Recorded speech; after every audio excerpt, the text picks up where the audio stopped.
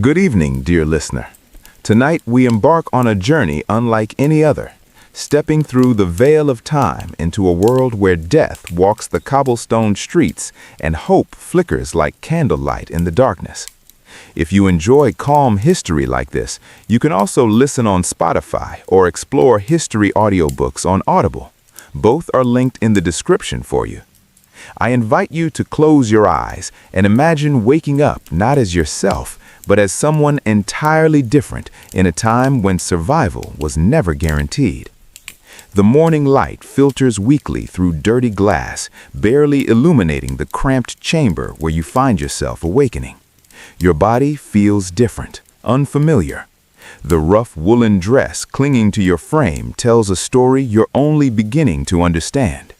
You are Margaret, a baker's daughter in the year 1348. And outside your window, the city of Winchester is slowly dying.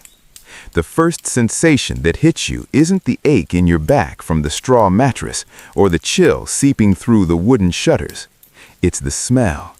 Sweet decay mingles with burning herbs and human waste, creating an assault on your senses that makes your stomach lurch. This is the scent of a medieval city in the grip of the Black Death, and it will become as familiar to you as breathing. You swing your legs over the edge of the narrow bed, your bare feet touching cold stone. The chamber is small, perhaps 8 feet square, shared with your younger sister who lies still beneath her threadbare blanket. For a terrifying moment, you wonder if she's simply sleeping or if the pestilence has claimed another victim during the night. Relief floods through you as she stirs, coughing softly in her sleep. The wooden stairs clank ominously as you descend to the bakery below. Your father, Thomas, is already at work despite the early hour. His weathered hands knead dough with practiced efficiency, but you notice the tremor that wasn't there a month ago. The plague has aged everyone prematurely, stealing strength and certainty from even the most robust citizens. Your daily routine begins before dawn, as it has for the past 15 years of Margaret's life. The ovens must be lit, the dough prepared, and the day's bread baked before the morning customers arrive. But these are no ordinary times, and your customers are no ordinary people. They are survivors in a world where half the population has already perished. The bellows wheeze as you pump air into the oven's flames, watching the orange light dance across the soot-stained walls. Each loaf of bread you'll bake today represents more than sustenance. It's hope made tangible, proof that life continues even when death seems victorious. Your hands, now calloused and strong from years of labor, work automatically, while your mind struggles to comprehend this new reality. The first customer arrives as the sun climbs higher, casting long shadows through the narrow windows.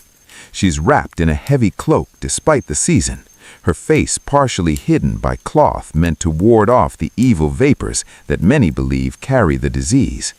Her coins clink on the wooden counter as she purchases her daily bread, but her eyes never meet yours. In a world where a cough can mean death, even the simplest human interactions have become fraught with fear. Margaret's memories flood your consciousness as you serve customer after customer. You remember when the streets were filled with merchants hawking their wares, children playing games in the squares, and the sound of laughter echoing from the taverns. Now the city moves with the deliberate caution of prey animals, every person calculating the risk of each encounter. The bread sells quickly despite the reduced population. Those who remain alive are desperate for normalcy, for the simple comfort of warm bread that speaks to life continuing despite the devastation surrounding them. Your father counts the coins with satisfaction, but you see the worry lines etched deeper around his eyes each day. Business is good because competition has been eliminated by death, not because prosperity has returned. By midday, the heat from the ovens becomes oppressive, but you dare not open the windows wide. The city's air carries more than just unpleasant odor now. It carries whispers of contagion, rumors of new outbreaks, and the constant underlying fear that shapes every decision. You've learned to breathe shallowly when strangers approach, to keep your distance even from familiar faces. Your sister Emma descends the stairs, her pale face a constant reminder of how quickly health can deteriorate in these times. She's only 13, but her eyes hold the gravity of someone much older. The plague has stolen childhood from an entire generation, replacing innocent games with survival skills and carefree laughter with cautious whispers. The afternoon brings its own challenges as you venture into the streets to purchase flour from the miller. The cobblestones are uneven beneath your leather shoes, worn thin from daily use. Every step requires careful attention, not just to avoid stumbling, but to navigate around the human waste that flows in open channels down the center of each street. Winchester's narrow lanes twist and turn like a maze designed by madmen. Buildings lean precariously toward each other, their upper stories nearly touching overhead, blocking out much of the precious sunlight. In this perpetual twilight, shadows hide both opportunity and danger. You've learned to walk quickly but quietly, drawing as little attention to yourself as possible. The marketplace that once bustled with activity now resembles a ghost town with scattered survivors. Vendors who remain alive charge premium prices for their goods, knowing that desperation makes people willing to pay almost anything for necessities.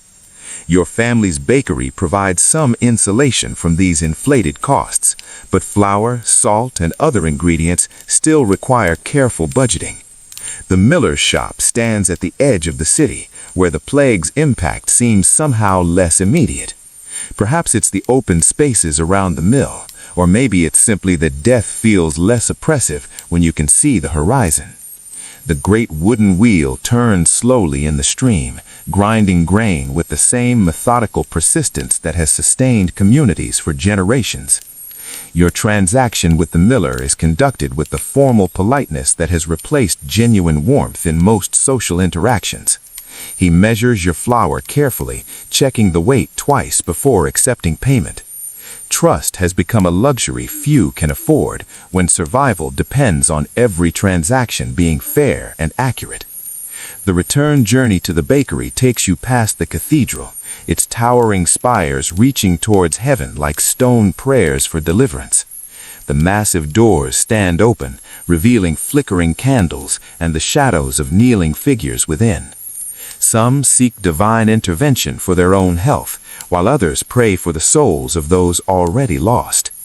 The constant murmur of Latin prayers creates a backdrop of desperate hope that follows you through the streets. Children are rare sights in these plague-ravaged streets, but when you do encounter them, their haunted expressions break your heart. They move with the careful weariness of adults, having learned too young that the world is dangerous and unpredictable. Their games, when they play at all, often involve elaborate rituals meant to ward off disease or honor the dead. Evening approaches with the same reluctant pace that characterizes all activities in this dying city. The sun sets early behind the tall buildings, plunging the streets into premature darkness that feels symbolic of the broader shadow cast over society. Candles and oil lamps begin flickering to life in windows, each small flame representing another household that has survived another day. Your family gathers for the evening meal, a simple affair of bread, cheese, and whatever vegetables remain fresh enough to eat safely. Conversation is subdued, focusing on practical matters rather than dreams or aspirations. The plague has taught everyone to live one day at a time, making long-term planning seem both pointless and dangerous. The bread you eat tastes different somehow, infused with the knowledge of how precious and precarious life has become. Each bite represents ingredients that were dangerous to obtain, fuel that was expensive to burn, and time that might have been spent better in isolation. Yet the act of eating together as a family provides comfort that transcends these practical concerns. Your father shares news gathered from customers throughout the day, carefully filtering information to protect Emma from the most disturbing details. Reports of new outbreaks in neighboring villages, stories of abandoned homes where entire families have perished, and rumors of miracle cures that invariably prove false. The constant flow of information in a medieval city relies entirely on human contact, making every piece of news potentially contaminated with more than just falsehood. As darkness settles fully over Winchester, you help prepare the bakery for tomorrow's work. Dough must be prepared and left to rise overnight, ovens banked to maintain proper temperature, and ingredients measured for the morning's baking. These routine tasks provide structure and purpose in a world where both have become increasingly scarce. The night sounds of the city tell their own story of survival and loss. Dogs bark in the distance, their owners long dead, but their loyalty persisting. Rats scurry through the walls with bold confidence, knowing that cats have become too valuable. World beyond. The straw mattress that seemed uncomfortable this morning now feels like a luxury compared to the alternatives facing those without shelter. Sleep comes fitfully, interrupted by sounds both real and imagined, dreams mixing with waking fears in ways that make rest elusive. Tomorrow will bring another day of survival in this plague-ridden medieval city, another test of endurance and adaptability in circumstances that would challenge anyone's resolve. The woman you've become, Margaret, the baker's daughter, faces each dawn with a courage born of necessity and shaped by the terrible beauty of human persistence in the face of overwhelming odds. The pre-dawn hours stretch endlessly as you lie listening to the city's troubled breathing. Winchester never truly sleeps anymore, and neither do its surviving inhabitants. Your mind, still adjusting to Margaret's memories and instincts, processes the constant low-level anxiety that has become normal life. Every distant sound could signal danger. Every moment of silence might indicate something worse. When you finally rise again, your movements have acquired the careful deliberation that marks all plague survivors. Nothing is done hastily or carelessly anymore. You dress slowly, checking each piece of clothing for signs of wear that might expose skin to contaminated air. The woolen stockings, mended multiple times, still provide essential protection. Your kirtle, though faded from repeated washing with harsh lye soap, remains your primary defense against the elements and unseen threats. The bakery's familiar routine offers comfort, but today brings an unexpected complication. A knock at the shuttered window announces a customer before official opening time. Your father hesitates, hand frozen on the wooden bar that secures the entrance. Early customers often bring urgent news, and urgent news is rarely good news in these times. The visitor proves to be Master Geoffrey, a cloth merchant whose prosperity has somehow survived the economic collapse that claimed so many others. His request is unusual. He needs bread for a funeral feast, but not just any funeral. His wife has finally succumbed to the wasting illness that has consumed her for months, and he wants to honor her memory with a proper celebration of life rather than the hurried burials that have become commonplace. This commission requires more than your usual daily bread. Master Geoffrey describes elaborate loaves shaped like wheat sheaves, sweet cakes flavored with precious spices, and small individual portions that guests can take without sharing common serving pieces. The order represents both opportunity and challenge, requiring ingredients that are increasingly difficult to obtain, and techniques that demand absolute precision. Your father accepts the commission with the grave formality that business transactions require in this new world. The payment offered would sustain your family for weeks, but the work must be completed within 2 days. This timeline means longer hours, higher temperatures in the bakery, and increased exposure to potential customers who might carry contagion. Every economic opportunity now comes weighted with survival calculations.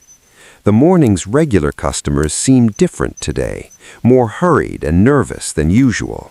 Fragments of conversation reveal the source of their anxiety. Reports have arrived from London describing a new variation of the pestilence, one that strikes more quickly and shows different symptoms. Whether these stories represent truth or the endless rumors that circulate like poisonous fog through medieval communities, they create palpable tension that affects everyone's behavior.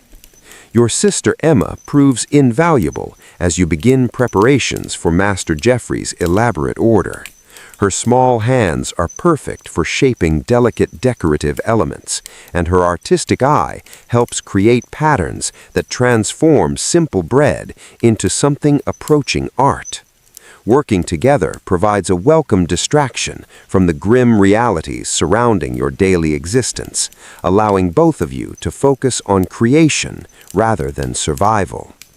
The specialized ingredients required for the funeral feast necessitate another journey into Winchester's dangerous streets.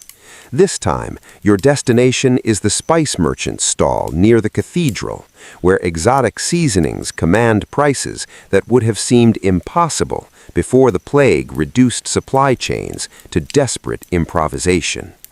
Cinnamon from distant lands, honey from local beekeepers who risk their lives tending hives, and salt preserved in carefully guarded stores all carry premium costs.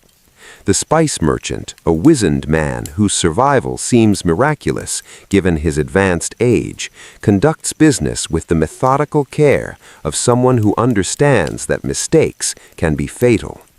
His scales are checked twice for accuracy, his goods examined carefully for signs of contamination or adulteration.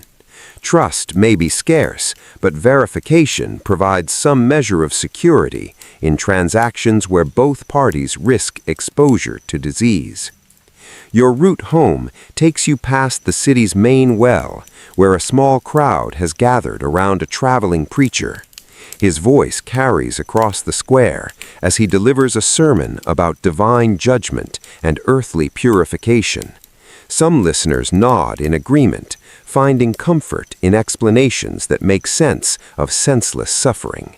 Others maintain the skeptical distance that experience has taught them to preserve around anyone claiming special knowledge about the plague's meaning or purpose. The preacher's message mingles hope with terror in equal measures, promising salvation for the faithful while warning of greater tribulations to come. His words reflect the spiritual confusion that grips communities where traditional religious explanations seem inadequate to explain the scale of devastation. Churches remain important gathering places, but their role has evolved from centers of celebration to repositories of grief and desperate prayer. Returning to the bakery, you discover that the afternoon has brought an unexpected visitor. Father Benedict from the local monastery stands in earnest conversation with your father, his brown robes marking him as one of the few religious figures still actively ministering to Winchester's surviving population. Many clergy have either fled to safer locations or succumbed to the plague themselves, making those who remain particularly valuable to their communities. Father Benedict's presence signals both honor and concern for your family. The monastery has noticed your consistent survival and continued productivity during these troubled times, marking you as potentially valuable allies in maintaining community stability. However, his visit also carries implicit expectations about charity and service that could strain your family's already limited resources. The priest's request proves both reasonable and challenging. The monastery seeks a regular supplier for their daily bread, offering steady payment in exchange for guaranteed delivery regardless of circumstances. This arrangement would provide economic security, but would also require maintaining production even during the most dangerous periods of plague outbreak. Your father's acceptance commits the family to a level of exposure and responsibility that significantly increases both opportunity and risk. The evening preparations for the funeral feast consume every available moment and surface in the bakery. The elaborate loaves require careful timing to ensure they finish baking simultaneously, while the decorative elements demand constant attention to prevent burning or collapse. Your hands, already tired from the day's regular work, ache as you shape intricate patterns that must remain perfect despite the physical demands of prolonged labor. The heat from multiple ovens operating at capacity transforms the bakery into a furnace that rivals the legendary fires of purgatory described by Father Benedict's sermons. Sweat drips constantly from your forehead, requiring frequent wiping to prevent contamination of the carefully prepared dough. Your woolen dress clings uncomfortably to your body, but removing layers would expose skin to potential burns from the oven's radiant heat. Your sister Emma's stamina proves remarkable as she maintains focus on delicate detail work despite the oppressive conditions. Her youthful energy provides essential support for completing the elaborate order within the promised timeline, but you notice signs of fatigue that concern you. Dark circles under her eyes and a persistent cough that might signal nothing more serious than flour dust in her lungs or might indicate the beginning of something far worse. The night's work continues well past normal bedtime, illuminated by oil lamps that cast dancing shadows across the bakery's walls. These moving patterns. You survey the completed order arranged on wooden boards for delivery. Sleep becomes a luxury postponed as you prepare for another full day of regular bakery operations. The funeral feast order has been completed successfully, but your family's survival still depends on maintaining normal bread production for daily customers.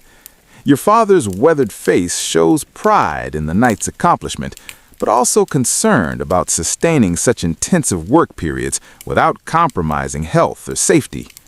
The early morning delivery to Master Jeffrey's household provides your first glimpse into how the wealthy attempt to maintain normalcy during these extraordinary times. His stone house, larger and more secure than most Winchester dwellings, shows signs of careful maintenance despite the general decay affecting the city.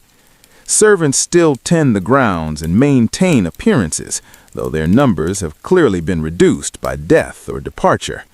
Master Jeffrey's gratitude for your family's efforts carries genuine emotion that transcends the formal politeness typical of commercial relationships. His wife's death represents not just personal loss, but another severing of the social connections that once bound communities together. The funeral feast becomes an attempt to recreate, however briefly, the sense of shared celebration that made life meaningful before the plague transformed existence into mere survival. Your return journey through Winchester's morning streets reveals a city slowly awakening to another day of uncertainty and cautious hope. Vendors begin setting up their reduced stalls. Customers emerge from homes to conduct essential business, and life continues its stubborn persistence despite overwhelming odds. The bread you carry for your own family's breakfast represents both sustenance and symbol of humanity's refusal to surrender to despair. The day ahead promises new challenges as regular customers expect their daily bread.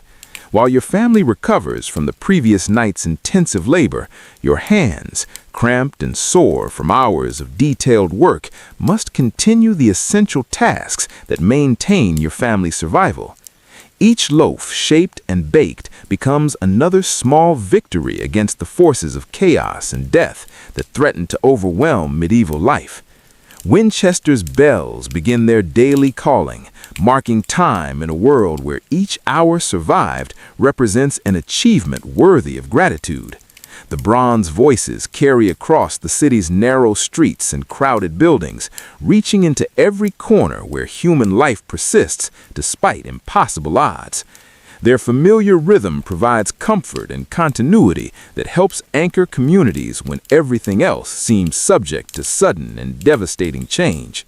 The early morning delivery to Master Jeffrey's household provides your first glimpse into how the wealthy attempt to maintain normalcy during these extraordinary times.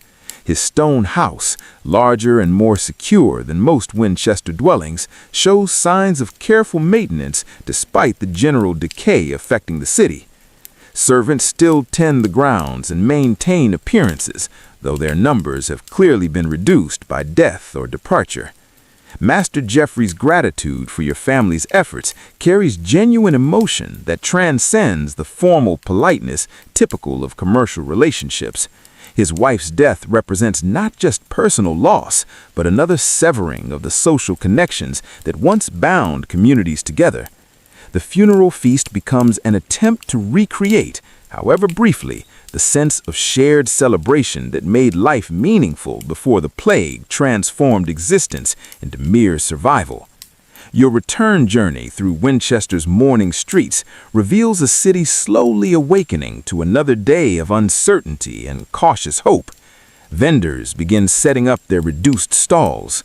Customers emerge from homes to conduct essential business, and life continues its stubborn persistence despite overwhelming odds. The bread you carry for your own family's breakfast represents both sustenance and symbol of humanity's refusal to surrender to despair. The day ahead promises new challenges as regular customers expect their daily bread. While your family recovers from the previous night's intensive labor, your hands, cramped and sore from hours of detailed work, must continue the essential tasks that maintain your family's survival. Each loaf shaped and baked becomes another small victory against the forces of chaos and death that threaten to overwhelm medieval life. Winchester's bells begin their daily calling, marking time in a world where each hour survived represents an achievement worthy of gratitude. The bronze voices carry across the city's narrow streets and crowded buildings, reaching into every corner where human life persists despite impossible odds. Their familiar rhythm provides comfort and continuity that helps anchor communities when everything else seems subject to sudden and devastating change. The cathedral's morning prayers drift through your window as you begin another day's work. But today brings whispers of something that makes even hardened survivors pause in their daily routines. A merchant caravan has arrived from the Northern Territories, carrying tales that seem too fantastical for belief, yet too consistent to dismiss entirely. The merchants speak of villages where the dead walk again, not as blessed resurrections, but as something altogether more disturbing. Their accounts describe corpses rising from shallow graves, driven by an insatiable hunger that no earthly food can satisfy.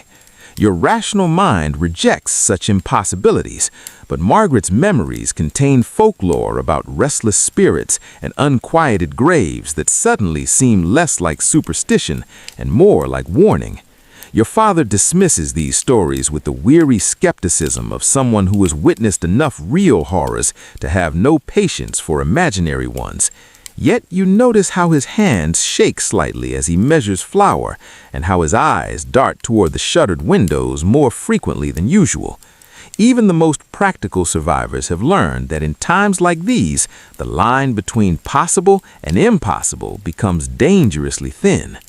The morning's customers arrive earlier than normal, their conversations filled with urgent speculation about the merchant's tales. Some speak of preparing additional defenses against threats that conventional weapons cannot address. Others argue for immediate evacuation from Winchester, claiming that cities become death traps when supernatural forces join natural pestilence in devastating human communities.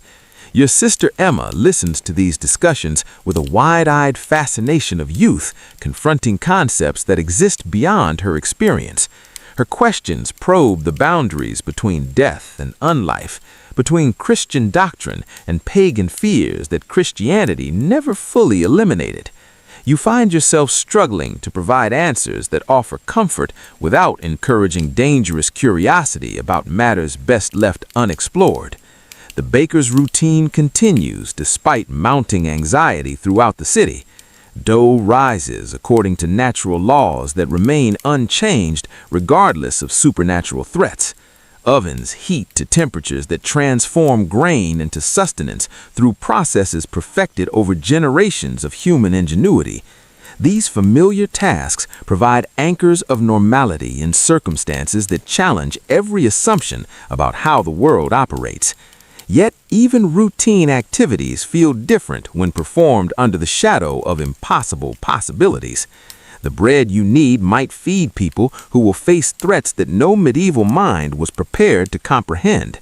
The coins you accept in payment might soon become worthless if society collapses under pressures that exceed human understanding or endurance. Your afternoon journey to the miller's shop takes you past the city's outer defenses, where you discover unusual activity among the guards. Additional sentries patrol the walls, their attention focused outward rather than on the usual concerns about bandits or enemy armies. Their weapons include items you don't immediately recognize, blessed objects provided by clergy who apparently take the merchant's warnings more seriously than they publicly acknowledge. The miller himself seems unusually talkative, sharing information about defensive preparations being undertaken throughout Winchester's surrounding countryside. Farmers have begun burning their dead rather than burying them, despite religious objections to cremation. Village priests have started blessing weapons with holy water and conducting rituals designed to prevent corpses from rising again. These precautions strike you as simultaneously ridiculous and terrifying. If respected community leaders consider such measures necessary, perhaps the merchant's tales contain enough truth to justify extraordinary responses. Your practical nature rebels against accepting supernatural explanations, but your survival instincts recognize that preparation for unlikely threats often proves wise in dangerous times. The return journey reveals Winchester transforming in subtle but unmistakable ways. Households that survived the plague through careful isolation now seem to be preparing for different kinds of siege. Windows that were merely shuttered against disease-carrying air are being reinforced with additional timber. Doors that provided adequate security against human threats are being reinforced with iron bars and blessed symbols. Children's games have evolved to incorporate elements from the merchant's stories, though their parents try to discourage such activities. Young voices can be heard chanting rhymes about keeping the dead in their graves and protecting the Unusual activity. Dogs bark with different urgency when sensing threats they cannot categorize. Cats behave strangely when confronting scents that trigger instinctive fears bred into their species over countless generations. Even rats seem more cautious in their nocturnal activities, as if sensing predators that operate according to unfamiliar rules. Your chamber feels simultaneously too small and too exposed as you contemplate threats that walls and doors might not effectively contain. The straw mattress that provided adequate comfort last night now seems inadequate protection against dangers that might not require physical entry to reach their victims.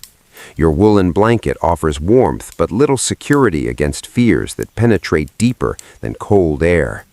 Dawn arrives with the same reluctant pace that characterizes all activities in plague-ravaged Winchester, but today brings additional weight of uncertainty about what challenges the coming hours might reveal. The morning light filtering through dirty glass seems dimmer somehow, as if even the sun struggles to illuminate a world where natural and supernatural horrors compete for dominance over human affairs.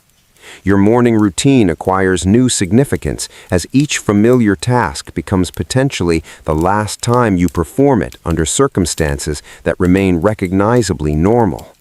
Dressing in Margaret's woolen garments, descending the creaking stairs, lighting the ovens, and preparing dough all feel like acts of faith in the continuity of ordinary life, despite extraordinary threats. The bakery's familiar smells of yeast and grain provide comfort that transcends their immediate sensory impact.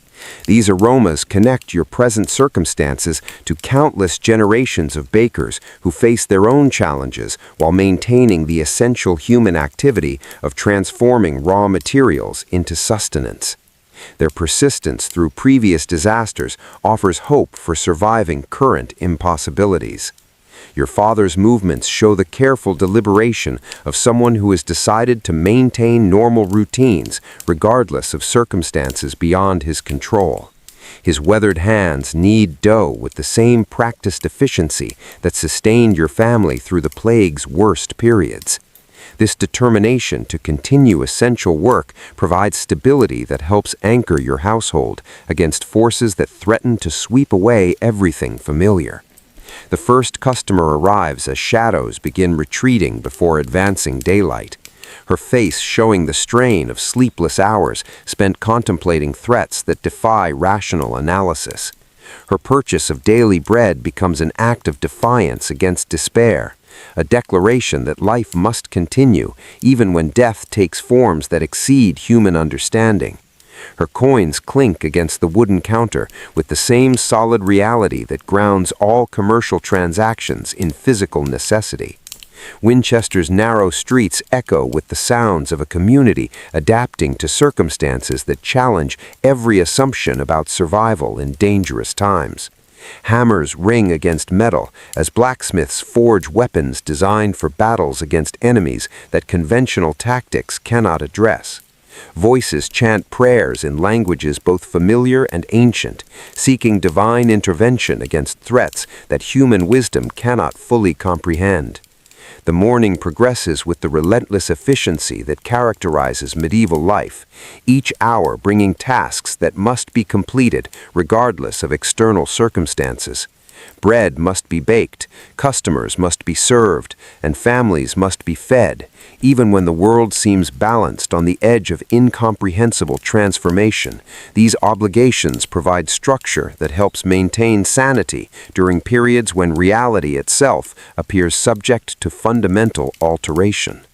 Your hands shape loaves with automatic precision, while your mind grapples with possibilities that stretch the boundaries of believable experience. Each piece of dough represents continued commitment to feeding people who might face challenges that no amount of nourishment can address effectively. Yet the act of creation remains meaningful even when its ultimate purpose becomes questionable. The heat from multiple ovens creates an environment that feels increasingly oppressive as anxiety compounds physical discomfort. Sweat drips steadily despite the early hour, your body responding to stress that exceeds normal reactions to temperature and exertion. The woolen dress clings uncomfortably while providing essential protection against burns from equipment that operates according to principles more reliable than human judgment.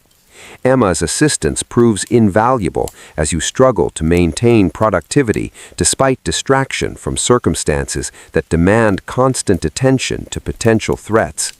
Her youthful energy provides essential support for completing tasks that require sustained focus even when concentration becomes difficult to maintain. Yet you notice signs of strain in her pale face that concern you more than your own physical discomfort. The morning's bread emerges from ovens with the same golden perfection that has characterized your family's work for generations. But today, each loaf feels like a small miracle accomplished despite impossible odds. Their familiar aroma provides comfort that transcends immediate circumstances, connecting present struggles to the continuity of human persistence through countless previous disasters. Customers continue arriving throughout the morning, their faces reflecting the same mixture of determination and fear that marks all survivors who refuse to surrender hope despite overwhelming challenges. Their conversations reveal a community mobilizing resources to confront threats that exceed individual capabilities while maintaining essential activities that sustain collective survival. Each transaction becomes an act of mutual support that strengthens bonds between people facing unprecedented dangers together. Your midday meal consists of hard cheese and yesterday's bread consumed while standing beside the ovens to maintain their heat for the afternoon's baking. The simple food tastes different today, each bite carrying the weight of uncertainty about how many more such meals you might share with your family. Emma sits quietly nearby, her young face etched with worries that no 13-year-old should bear. The afternoon brings disturbing news through your customers. Old Henrik, the cobbler, whose shop sits near the city gates, reports seeing strange lights moving beyond Winchester's walls during the previous night. His weathered hands shake as he describes pale flames that danced above the ground without apparent source, moving in patterns that suggested intelligence rather than natural phenomenon. Other patrons share similar accounts. The blacksmith's wife speaks of her chickens refusing to leave their coop, huddling together and making sounds she's never heard before. The tavern keeper mentions that his ale has begun souring faster than normal, developing an unpleasant metallic taste that makes even desperate customers reject their drinks. These seemingly unrelated incidents begin forming a pattern that chills your blood more effectively than Winchester's autumn air. Animals possess instincts that humans have forgotten, and their collective agitation suggests threats that your rational mind struggles to accept. The merchant's tales no longer seem like distant folklore, but immediate warnings about dangers approaching your community. Your father maintains his stoic demeanor while serving customers, but you catch him glancing repeatedly toward the shuttered windows as if expecting unwelcome visitors. His military service years ago taught him to recognize when circumstances shift from merely dangerous to genuinely catastrophic.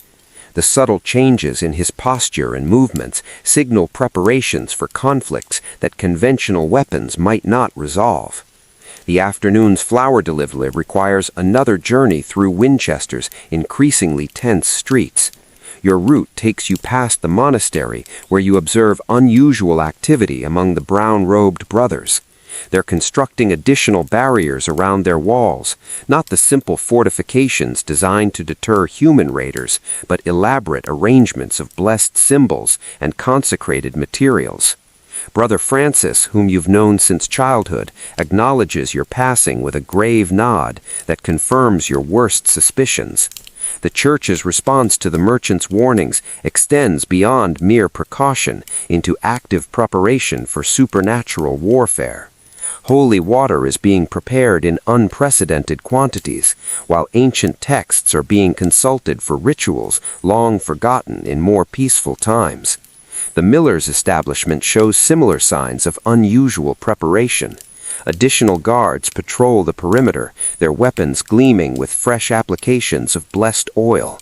The great wheel continues its eternal rotation, grinding grain with mechanical persistence that provides reassurance about some things remaining constant despite extraordinary circumstances. Your father's movements show the careful deliberation of someone who has decided to maintain normal routines regardless of circumstances beyond his control. His weathered hands knead dough with the same practiced efficiency that sustained your family through the plague's worst periods. This determination to continue essential work provides stability that helps anchor your household against forces that threaten to sweep away everything familiar. The first customer arrives as shadows begin retreating before advancing daylight. Her face showing the strain of sleepless hours spent contemplating threats that defy rational analysis. Her purchase of daily bread becomes an act of defiance against despair. Entirely from the streets, their families keeping them safely indoors despite the psychological costs of such confinement. The few adults you encounter move with the purposeful haste of people conducting essential business while minimizing exposure to unknown dangers. Conversations occur in whispers, as if speaking loudly might attract unwanted attention from listeners who shouldn't exist. The bakery feels like a sanctuary when you finally return, its familiar warmth and comforting aromas providing temporary refuge from mounting anxieties. Yet even this safe space cannot entirely exclude the growing sense that Winchester itself might become indefensible against threats that operate according to rules no human authority understands or controls. Evening preparations for tomorrow's bread acquire additional significance as you realize that maintaining normal routines might become impossible if the merchant's warnings prove accurate. Each batch of dough prepared tonight could be the last produced under circumstances that remain recognizably ordinary. Your hands work automatically while your mind contemplates scenarios that challenge every assumption about survival and continuity. The heat from banked ovens feels more oppressive tonight, perhaps because anxiety amplifies every physical discomfort. Your woolen dress clings uncomfortably to skin damp with perspiration that reflects stress more than temperature. The familiar tasks of measuring ingredients and preparing workspace become more difficult when performed under emotional pressure that exceeds normal concerns about business success. Emma's assistance proves essential as you struggle to maintain focus despite distractions that seem to multiply with each passing hour. Her steady presence provides anchoring that helps counteract the disorienting effects of contemplating possibilities that exist beyond normal experience. Yet you notice how her hands tremble slightly when handling delicate work, revealing that she too feels the weight of approaching crisis. Your father shares information gathered from afternoon customers, carefully filtering details to protect Emma while ensuring that your family remains informed about developing situations. Reports describe organized patrols being established throughout Winchester's surrounding countryside, combining professional soldiers with clergy experienced in confronting supernatural threats. These defensive preparations strike you as simultaneously reassuring and terrifying. If respected authorities consider such measures necessary, the merchant's tales must contain sufficient truth to justify extraordinary responses. Your practical nature rebels against accepting supernatural explanations, but survival instincts recognize that preparation often determines outcomes when facing unknown dangers. The evening's bread emerges from ovens with the same golden perfection that has characterized your family's work throughout the plague years. But tonight, each loaf feels like a small victory against forces that threaten to destroy everything familiar. Their warm aroma fills the bakery with comfort that transcends immediate circumstances, connecting your current struggles to generations of bakers who persevered through their own impossible challenges. Customer conversations reveal a community mobilizing resources for confrontations that exceed individual capabilities while maintaining essential activities that sustain collective survival. The butcher speaks of blessing his knives with holy water, while the carpenter describes reinforcing doors with consecrated iron. These preparations transform ordinary craftsmen into potential warriors against enemies that conventional tactics cannot address. Your family's evening meal proceeds in subdued atmosphere, charged with unspoken fears about what tomorrow might bring. The bread tastes familiar, yet somehow precious, each bite representing continued commitment to normal life despite circumstances that challenge both sanity and survival. Your father's weathered face shows determination to protect his family, regardless of costs that such protection might demand. The cathedral's evening bells carry additional weight tonight, their bronze voices calling believers to special prayers designed for extraordinary circumstances. The Latin words drift through Winchester's narrow streets like protective incantations, offering spiritual comfort to those who find security in religious ritual and divine intervention. Your family's prayers acquire new urgency as you request protection from threats that exist beyond normal human experience.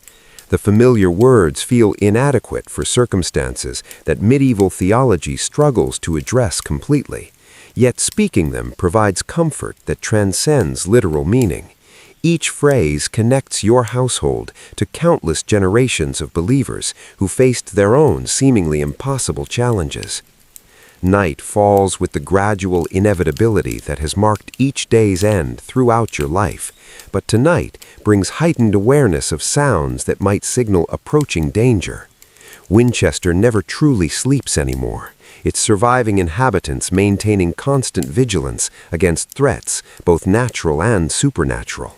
Every distant noise requires careful evaluation to determine whether immediate action might be necessary. Your chamber feels simultaneously too confining and too exposed as you contemplate threats that walls might not effectively contain. The straw mattress provides physical comfort, but little psychological security against dangers that operate according to unfamiliar principles. Your woolen blanket offers warmth, while failing to address fears that penetrate deeper than physical cold. Sleep becomes elusive as your mind processes implications that stretch beyond immediate survival concerns toward fundamental questions about reality itself. Margaret's memories contain folklore that suddenly seems more relevant than superstition, while your modern understanding struggles with concepts that violate natural laws. This internal conflict creates tension that makes rest nearly impossible despite exhaustion from intensive labor. The night sounds of Winchester acquire new significance as you listen for signs that might indicate supernatural activity. Dogs bark with unusual patterns that suggest they're responding to stimuli beyond human perception. Cats move restlessly through shadows, their primitive instincts detecting threats that rational minds cannot categorize or comprehend. Even the wind carries different qualities tonight, seeming to whisper warnings in languages that predate human civilization.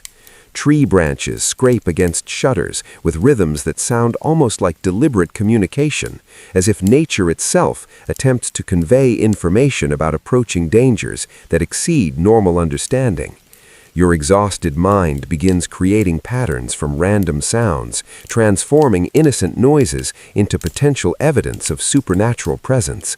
Each creak of settling timber becomes footsteps of unwelcome visitors. Every gust of wind through narrow streets sounds like voices calling from realms that exist beyond mortal experience. Dawn approaches with reluctance that matches your own hesitation to face whatever challenges the new day might reveal. The gradual lightening of your chamber's darkness provides minimal comfort when daylight itself might expose threats that darkness mercifully concealed. Your body aches from tension maintained throughout sleepless hours, muscles cramped from unconscious preparations for dangers that conventional defenses cannot address. The morning routine begins with automatic movements that provide stability through their very familiarity. Dressing in Margaret's practical garments, descending creaking stairs, and lighting ovens all represent continued commitment to ordinary activities despite extraordinary circumstances. These simple tasks anchor your consciousness to recognizable reality when everything else seems subject to fundamental alteration. Your father's presence in the bakery provides reassurance that transcends words. His steady determination to maintain essential work, offering hope that normal life might continue despite impossible challenges. His weathered hands measure ingredients with the same precision that sustained your family through plague years, demonstrating faith in continuity that helps counteract mounting despair. The first customer arrives earlier than usual, her face showing strain of sleepless hours spent contemplating threats that defy rational analysis. Her purchase becomes an act of defiance against forces that seek to destroy community bonds through fear and isolation. The familiar exchange of bread for coins represents continued belief in social contracts that supernatural threats cannot automatically dissolve. Winchester's morning awakening reveals a city transformed by preparation for conflicts that exceed human experience, while maintaining essential functions that sustain collective survival. The smoke rises from chimneys where families prepare morning meals, despite uncertainty about future opportunities for such ordinary activities. Church bells call faithful believers to prayers that acquire new significance when facing enemies that conventional weapons cannot touch. The day ahead promises challenges that will test every assumption about survival in circumstances where natural and supernatural dangers combine to threaten human civilization itself. Your hands begin shaping dough with movements that have become automatic through years of practice, creating sustenance for people who might soon face trials that no amount of nourishment can adequately address. Each loaf represents continued faith in tomorrow. The familiar rhythm of kneading and shaping provides comfort that transcends immediate circumstances, connecting present struggles to eternal cycles of creation that persist regardless of temporary chaos. The morning progresses with relentless efficiency that characterizes all medieval activities, each hour bringing obligations that must be fulfilled regardless of external circumstances that threaten to overwhelm human capabilities. Bread must be baked, customers must be served, and life must continue, even when continuation itself becomes an act of courage rather than simple habit. Your afternoon customers bring increasingly disturbing reports from Winchester's outer districts. Martha, the weaver, whose cottage sits near the old cemetery, speaks in hushed tones about graves that appear disturbed, despite the hard-packed earth that should prevent such disturbance. Her weathered hands shake as she describes mounds of soil scattered around headstones, as if something had clawed its way up from below rather than been buried down from above. The blacksmith arrives next, his massive frame somehow diminished by the fear etched across his soot-stained features. His forge has been burning continuously for 3 days, he explains, not to meet increased demand for horseshoes or farming tools, but to craft items whose purpose he barely understands. Local priests have commissioned iron crosses, blessed daggers, and chains sanctified with holy water, all designed for purposes that traditional metalwork never anticipated. Your sister Emma listens to these accounts with the wide-eyed fascination of youth, encountering concepts beyond her sheltered experience. Her innocent questions probe the boundaries between life and death, between Christian doctrine and ancient fears that Christianity never fully eliminated from medieval consciousness. You find yourself struggling to provide explanations that offer comfort without encouraging dangerous curiosity about matters that might be better left unexplored. The afternoon's routine tasks acquire new weight as you realize that maintaining normal activities might soon become impossible if the merchant's warnings prove accurate. Each customer served, each loaf sold, each familiar transaction becomes potentially the last conducted under circumstances that remain recognizably ordinary. Your hands work automatically while your mind processes scenarios that challenge every assumption about survival in dangerous times. A commotion outside interrupts your work as voices rise in urgent discussion near the market square. Through the slightly open shutters, you observe a crowd gathering around a figure you don't immediately recognize. The stranger wears travel-stained robes marked with symbols that seem to shift and change when viewed directly, creating optical illusions that make your eyes water and your head ache. This newcomer speaks with authority born of witnessing events that defy conventional understanding. His voice carries across the square as he describes villages completely abandoned, their inhabitants vanished without trace or explanation. Homes stand empty, with meals still warm on tables, livestock wandering unattended, and churches whose bells ring themselves at midnight with no human hands to pull the ropes.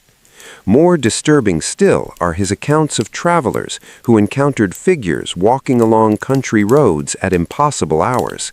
These walkers move with purposeful determination despite bearing obvious signs of death, their pale flesh unmarked by decay, yet somehow wrong in ways that living eyes can immediately recognize.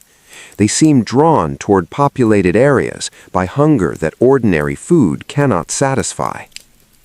Your father emerges from the bakery's rear chamber, where he's been consulting the family's carefully hoarded silver coins, calculating whether your accumulated savings might purchase passage to distant relatives in regions not yet touched by these supernatural threats. His weathered face shows the strain of impossible decisions, weighing known dangers against unknown territories where survival might prove equally challenging. The stranger's testimony continues with descriptions of defensive measures attempted by various communities, most proving ineffective against enemies that operate according to unfamiliar rules. Walls that stopped human raiders offer no protection against beings that can pass through solid barriers. Weapons blessed by local clergy sometimes succeed in turning back supernatural attackers, but only when wielded by individuals whose faith remains absolutely pure and unwavering. Emma's pale face grows even whiter as she processes implications of the stranger's words. Her 13 years have already witnessed more death and suffering than most people encounter in entire lifetimes, yet these new threats exceed even her expanded understanding of how cruel the world can become. Her small hand seeks yours, cold fingers grasping for comfort that you struggle to provide when your own courage wavers. The crowd's reaction reveals a community divided between those who accept the stranger's testimony as truth, requiring immediate action, and others who dismiss his accounts as elaborate fabrications designed to exploit vulnerable people during already difficult times. Arguments break out between neighbors who have survived plague years together, their unity fractured by disagreements about threats that conventional experience cannot evaluate. Your practical nature rebels against accepting explanations that violate natural laws, yet survival instincts recognize patterns in the stranger's descriptions that correlate with other disturbing reports circulating throughout Winchester. The accumulation of seemingly impossible accounts creates a weight of evidence that becomes difficult to dismiss entirely, even when individual stories seem too fantastical for rational acceptance. The afternoon's remaining customers reflect the community's growing polarization, as some purchase extra bread for extended journeys to safer territories, while others buy only their usual daily portions, refusing to alter established routines based on unverified rumors. These divergent responses reveal how differently people process information that challenges their fundamental assumptions about reality and survival. Your evening preparations for tomorrow's baking acquire additional significance as you contemplate the possibility that normal business operations might soon become impossible if the supernatural threats materialize as described. Each batch of dough prepared tonight could represent the final opportunity to maintain familiar routines before circumstances force radical adaptations to survival strategies that no medieval person was prepared to implement. The heat from banked ovens feels more oppressive tonight, perhaps because emotional stress amplifies every physical discomfort. Your woolen dress clings uncomfortably to skin damp with perspiration that reflects anxiety more than temperature. Simple tasks become more challenging when performed under psychological pressure that exceeds normal concerns about commercial success or family welfare. Emma's assistance proves essential as you struggle to maintain focus despite mental distractions that seem to multiply with each passing hour. Her steady presence provides emotional anchoring that helps counteract the disorienting effects of contemplating possibilities that exist beyond normal human experience. Yet you notice how her hands tremble when handling delicate work, revealing that she too feels the weight of approaching crisis. Your father shares additional information gathered from the afternoon customers, carefully filtering details to protect Emma while ensuring your family remains informed about developing situations that might require immediate responses. Reports describe organized expeditions being planned to investigate the truth behind supernatural claims, combining professional soldiers with clergy experienced in confronting threats that conventional military training cannot address. These defensive preparations strike you as simultaneously reassuring and terrifying in their implications. If respected community authorities consider such extraordinary measures necessary, the stranger's testimony must contain sufficient truth to justify responses that would seem ridiculous under normal circumstances. Your rational mind struggles with concepts that violate established understanding, while survival instincts recognize patterns in the stranger's descriptions that correlate with other disturbing reports circulating throughout Winchester. The accumulation of seemingly impossible accounts creates a weight of evidence that becomes difficult to dismiss entirely, even when individual stories seem too fantastical for rational acceptance. The evening's remaining customers reflect the community's growing polarization, as some purchase extra bread for extended journeys to safer territories, while others buy only their usual daily portions, refusing to alter established routines based on unverified rumors. These divergent responses reveal how differently people process information that challenges their fundamental assumptions about reality and survival. Your evening preparations for tomorrow's baking acquire additional significance as you contemplate the possibility that normal business operations might soon become impossible if the supernatural threats materialize as described. Whether immediate defensive action might prove necessary.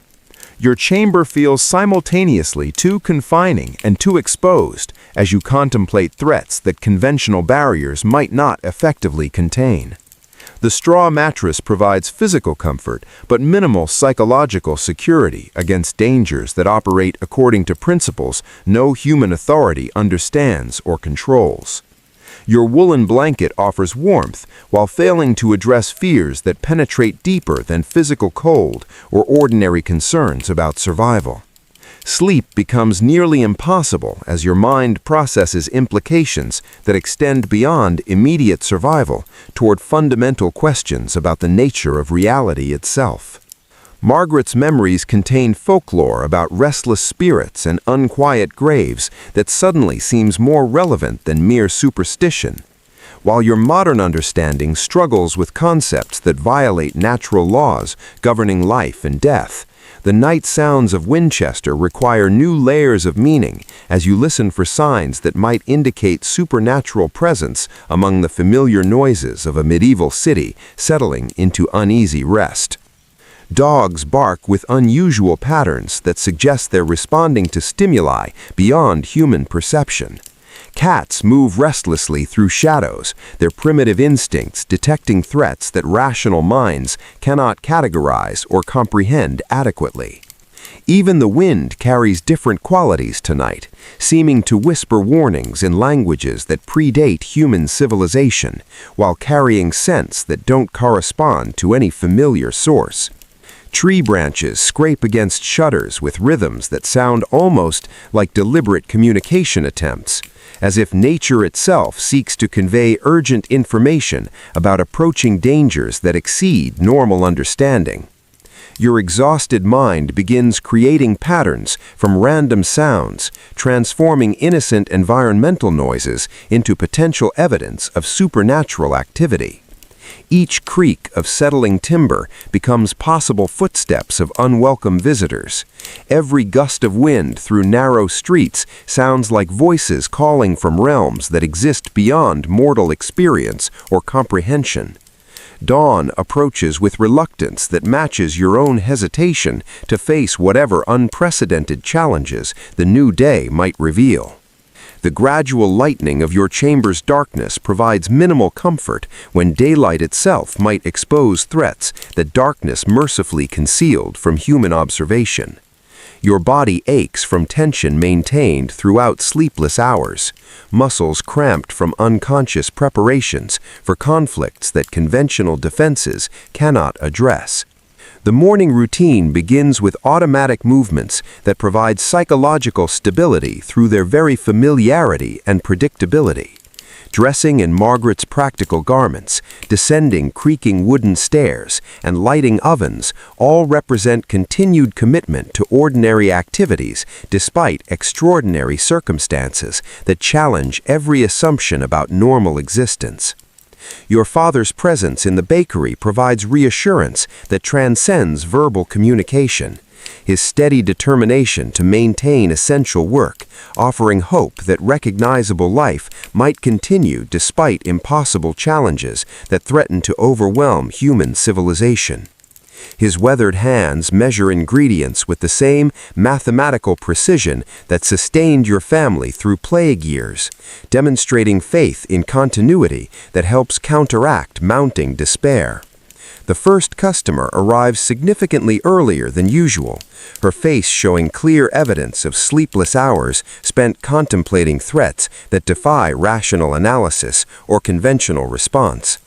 Her purchase of daily bread becomes an act of defiance against forces that seek to destroy community bonds through systematic cultivation of fear and social isolation. The familiar exchange of baked goods for copper coins represents continued belief in social contracts that supernatural threats cannot automatically dissolve. Winchester's morning awakening reveals a city transformed by preparation for conflicts that exceed normal human experience, while desperately attempting to maintain essential functions that sustain collective survival. Smoke rises from countless chimneys where families prepare morning meals despite profound uncertainty about future opportunities for such ordinary domestic activities. Church bells call faithful believers to prayers that acquire unprecedented significance when facing enemies that conventional weapons cannot touch or traditional military strategies cannot defeat. Your hands begin shaping dough with movements that have become completely automatic through years of daily practice, creating sustenance for people who might soon face trials that no amount of physical nourishment can adequately address or prepare them for. Each loaf represents continued faith in tomorrow's existence, despite today's overwhelming uncertainties, demonstrating human persistence that has sustained communities through countless previous disasters throughout history. The morning progresses with relentless efficiency that characterizes all medieval activities, each hour bringing specific obligations that must be fulfilled, regardless of external circumstances that threaten to overwhelm human capabilities entirely. Bread must be baked according to established schedules. Customers must be served with traditional courtesy, and daily life must continue even when continuation itself becomes an act of courage rather than simple habit or routine expectation. Yet today brings subtle changes that distinguish this morning from all previous ones in your experience. Customers speak in hushed whispers about preparations they cannot fully explain, purchasing extra provisions for journeys they hope never to undertake. Their conversations reveal a community caught between denial and acceptance of possibilities that challenge every comfortable assumption about survival in familiar surroundings. The stranger from yesterday's market square appears at your counter as the morning light strengthens, his travel-stained robes now clearly visible in detail that makes you wish for continued shadows. The symbols embroidered along his sleeves seem to move independently of the fabric that bears them, creating visual distortions that make sustained observation physically uncomfortable and mentally disturbing. His request proves simple enough in its basic components, yet complex in its implications for your family's immediate future.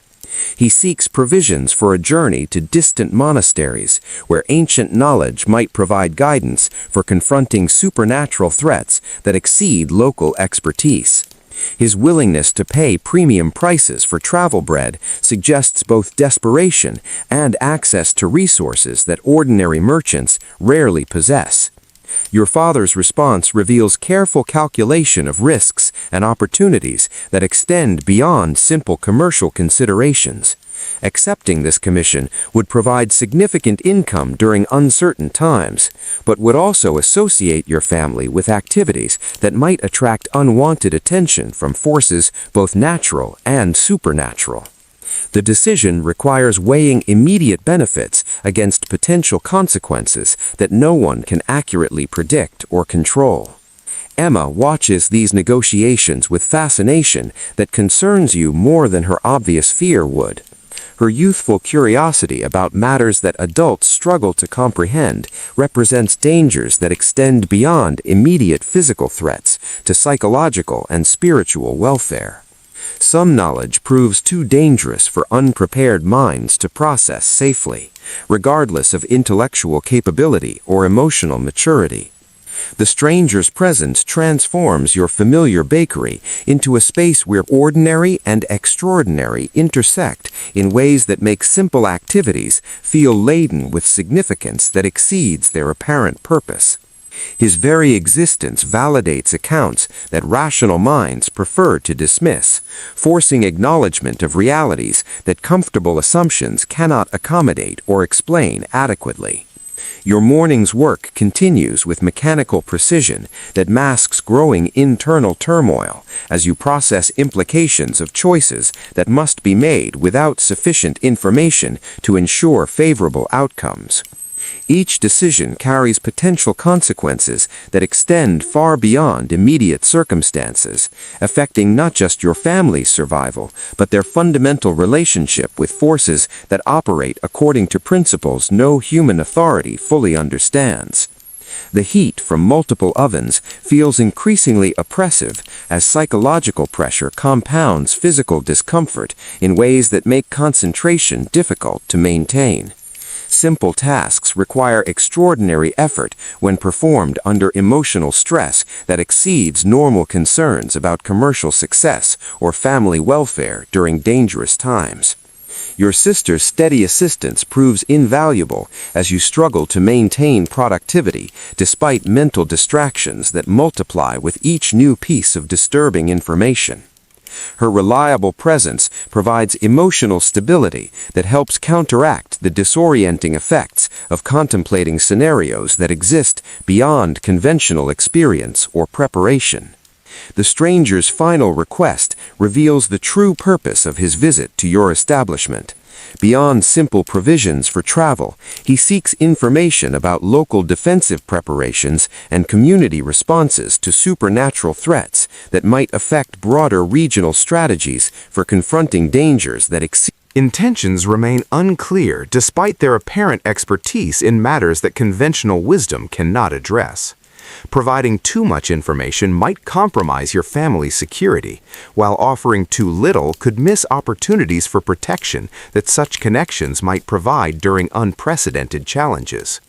The morning's final customers arrive with news that validates the stranger's warnings, while eliminating remaining hopes that supernatural threats might prove exaggerated or entirely fictional. Reports from Winchester's outer districts describe abandoned farmsteads where livestock wander unattended and crops rot unharvested. Their owners vanished without explanation or trace of violent struggle. These accounts describe a pattern of disappearances that follows no recognizable logic based on wealth, social status, or defensive preparations. Entire families vanish simultaneously, leaving behind personal possessions and daily activities interrupted mid-task. Meals remain half-eaten on tables, tools lie abandoned in fields, and children's toys scatter in yards where no children play anymore. Most disturbing are reports of survivors who claim to have seen their missing neighbors walking along country roads during twilight hours, moving with purposeful determination, despite obvious signs that they no longer belong among the living. These encounters describe figures whose appearance retains enough familiarity to be recognizable, while displaying wrongness that living eyes immediately detect without being able to articulate the source of their discomfort. Your family's midday meal proceeds in atmosphere charged with unspoken decisions about responses that must be made before circumstances eliminate remaining choices entirely.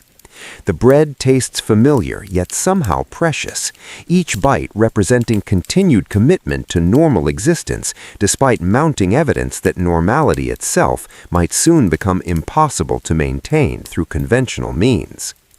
The afternoon brings additional visitors, whose presence confirms that Winchester's situation has attracted attention from authorities whose expertise extends beyond local knowledge or conventional responses to dangerous circumstances. These newcomers wear robes marked with symbols that identify them as members of religious orders specializing in confronting threats that ordinary clergy cannot address effectively without special training and preparation. Their questions probe your family's observations about supernatural activity while offering guidance about protective measures that might prove effective against enemies that operate according to unfamiliar principles. Their advice includes practical recommendations about defensive preparations combined with spiritual practices designed to strengthen resistance to influences that target human consciousness rather than physical bodies. These consultations reveal the extent to which supernatural threats have spread throughout the region, affecting communities that previously seemed isolated from such dangers by distance or defensive preparations. The pattern suggests coordinated activity rather than random manifestations, implying intelligence behind attacks that exceed simple predatory behavior or natural disaster responses. Your evening preparations for tomorrow's baking acquire urgency driven by recognition that normal business operations might become impossible if current trends continue developing at their present pace. Each batch of dough prepared tonight represents potentially final opportunities to maintain familiar routines before circumstances force radical adaptations to survival strategies that medieval communities were never designed to implement successfully. The familiar tasks of measuring ingredients and preparing workspace become more difficult when performed under emotional pressure that exceeds normal concerns about commercial success during economically challenging periods. Your hands shake slightly as you handle delicate preparations, physical manifestations of psychological stress that threatens to overwhelm practical capabilities essential for family survival. Emma's assistance proves absolutely essential as you struggle to maintain focus despite mental distractions that seem to multiply exponentially with each new piece of disturbing information about developing supernatural threats. Her steady presence provides emotional anchoring that helps counteract disorienting effects of contemplating possibilities that exist beyond normal human experience or adequate preparation. The evening's bread emerges from ovens with golden perfection that has characterized your family's work throughout the most challenging periods of plague years. But tonight, each loaf feels like a miracle accomplished against odds that continue escalating beyond reasonable human capacity to address through conventional means. Customer conversations reveal a community implementing defensive measures that combine traditional military preparations with spiritual practices designed for confronting enemies that conventional tactics cannot effectively engage. These adaptations transform ordinary citizens into potential warriors against threats that exceed normal understanding, while maintaining essential activities that sustain collective survival during unprecedented challenges. Night approaches with the same gradual inevitability that has marked each day's conclusion throughout your life. But tonight brings awareness of sounds and shadows that might conceal dangers operating according to principles that no human authority fully understands or controls. Winchester's surviving inhabitants maintain vigilance that extends beyond normal concerns about human threats towards supernatural enemies whose capabilities remain largely unknown. Your chamber feels simultaneously confining and exposed as you contemplate threats that conventional barriers might prove completely ineffective against, while offering no alternative protection that medieval technology can provide. The straw mattress provides familiar physical comfort while failing to address psychological insecurity about dangers that operate according to unfamiliar rules governing interaction between living and dead. Sleep becomes an impossible goal as your mind processes implications that extend beyond immediate survival concerns toward fundamental questions about reality itself and humanity's place within cosmic forces that exceed mortal comprehension. Margaret's memories contain folklore that suddenly seems more prophetic than superstitious, while your modern understanding struggles with concepts that violate established natural laws governing existence and mortality. The night sounds of Winchester acquire layers of meaning that transform familiar environmental noises into potential indicators of supernatural presence among ordinary sounds of a medieval city attempting to rest despite circumstances that make peaceful sleep nearly impossible to achieve. Every sound requires careful analysis to distinguish between natural causes and possible evidence of threats that conventional defenses cannot address. Even familiar sounds carry new significance tonight as you realize that the very act of listening has become a survival skill, essential for detecting dangers that might approach without conventional warning signs or recognizable patterns of hostile activity that human experience has learned to identify and respond to effectively. Your exhausted mind finally surrenders to fitful sleep as the cathedral bells mark midnight, but rest brings no relief from the horrors that have taken root in Winchester. Dreams blend seamlessly with waking fears, creating a twilight consciousness where Margaret's memories of folklore and your modern understanding clash in ways that make peaceful rest impossible.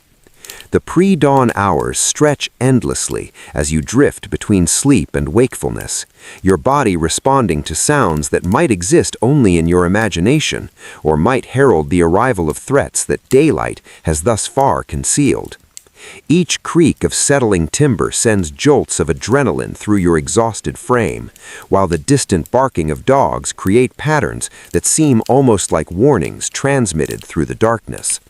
When morning finally arrives, it brings no sense of relief or renewed hope. The pale light filtering through your chamber's dirty windows seems somehow dimmer than previous days, as if the sun itself struggles against forces that seek to drain light from the world. Your woolen dress feels heavier as you pull it over your trembling body, the familiar garment now seeming inadequate protection against dangers that conventional clothing cannot address. The descent to the bakery reveals changes that confirm your worst fears about Winchester's deteriorating situation. Your father stands motionless beside the cold ovens, his weathered face bearing an expression of defeat that you've never witnessed during even the darkest days of the plague. His hands, normally steady and sure in their work, shake visibly as he attempts to light the fires that should already be blazing. Emma sits huddled in the corner, her pale face streaked with tears that she makes no attempt to conceal. Her usual morning energy has vanished entirely, replaced by a hollow-eyed exhaustion that makes her appear decades older than her 13 years. The sight of your sister in such distress triggers protective instincts that override your own fear and confusion. Your father's explanation emerges in broken fragments as he struggles to find words adequate for describing the night's events. The sounds that disturbed your sleep were not imaginary manifestations of stress and fear, but actual disturbances that occurred throughout Winchester's narrow streets. Multiple households reported encounters with figures that moved through the darkness with purposeful intent, despite bearing. Baker's family, 3 streets away, has vanished entirely. Their shop discovered standing open, with bread still warm in the ovens and coins scattered across the counter as if some transaction had been violently interrupted. No signs of struggle marked the scene, no blood stained the floors, but the complete absence of any living presence created an atmosphere of wrongness that made investigating authorities reluctant to remain long enough for thorough examination. Similar disappearances occurred throughout the night, following patterns that defy rational explanation, while creating undeniable evidence that supernatural threats have moved beyond rumor and speculation into immediate reality. Families that survived plague years through careful planning and mutual support have vanished without trace, leaving behind only empty homes and unanswered questions about forces that operate according to principles no human wisdom can comprehend. Your morning routine feels like an act of desperate defiance against circumstances that make normal activities seem pointless and potentially dangerous. The familiar tasks of lighting ovens and preparing dough require extraordinary effort when performed in atmosphere charged with fear that conventional work cannot address or alleviate through simple persistence and determination. The heat from reluctantly kindled fires provides minimal comfort against cold that seems to emanate from sources other than Winchester's autumn weather. Your hands shake as you measure ingredients with precision that has become automatic through years of practice. But today, even simple tasks demand conscious attention that exhaustion and stress make difficult to maintain consistently. Emma's assistance proves limited as her own emotional state prevents focus on detailed work that requires steady hands and clear thinking. Her presence provides comfort through simple proximity, but her obvious distress adds another layer of worry to circumstances that already exceed your capacity for effective response or adequate protection of family welfare. The first customers arrive later than usual, their faces bearing expressions that confirm widespread knowledge of the night's supernatural activity throughout Winchester's surviving population. These hardy souls who venture out despite obvious dangers seek not just daily bread, but reassurance that some elements of normal life persist, despite overwhelming evidence that familiar world is dissolving around them. Their conversations reveal a community teetering on the edge of complete social collapse, as traditional bonds of mutual support prove inadequate for confronting threats that exceed collective human capability. Neighbors who shared resources during plague years now regard each other with suspicion born of uncertainty about whether familiar faces might conceal supernatural influences that conventional observation cannot detect. The morning's bread sales proceed with mechanical efficiency that masks growing recognition that commercial activities might soon become impossible if current trends continue developing at their present alarming pace. Each transaction could represent final opportunities to conduct normal business before circumstances force complete abandonment of familiar routines and defensive strategies. Your father's decision to continue baking despite deteriorating conditions reflects stubborn determination to maintain essential services that sustain community survival, while acknowledging that such persistence might prove futile against enemies that operate according to unfamiliar rules governing conflict between living and dead. His weathered hands work automatically, while his eyes constantly monitor approaches to the bakery for signs of unusual activity. The midday hours bring disturbing reports from customers brave enough to venture through Winchester's increasingly dangerous streets during daylight hours, when supernatural activity typically remains dormant. The cathedral's morning prayers were interrupted by incidents that forced evacuation of the sacred building, with witnesses describing manifestations that exceeded clerical expertise in confronting otherworldly threats. Father Benedict himself arrived at the bakery shortly after noon, his brown robes disheveled and his normally composed demeanor replaced by obvious agitation that speaks to encounters with forces beyond his theological training.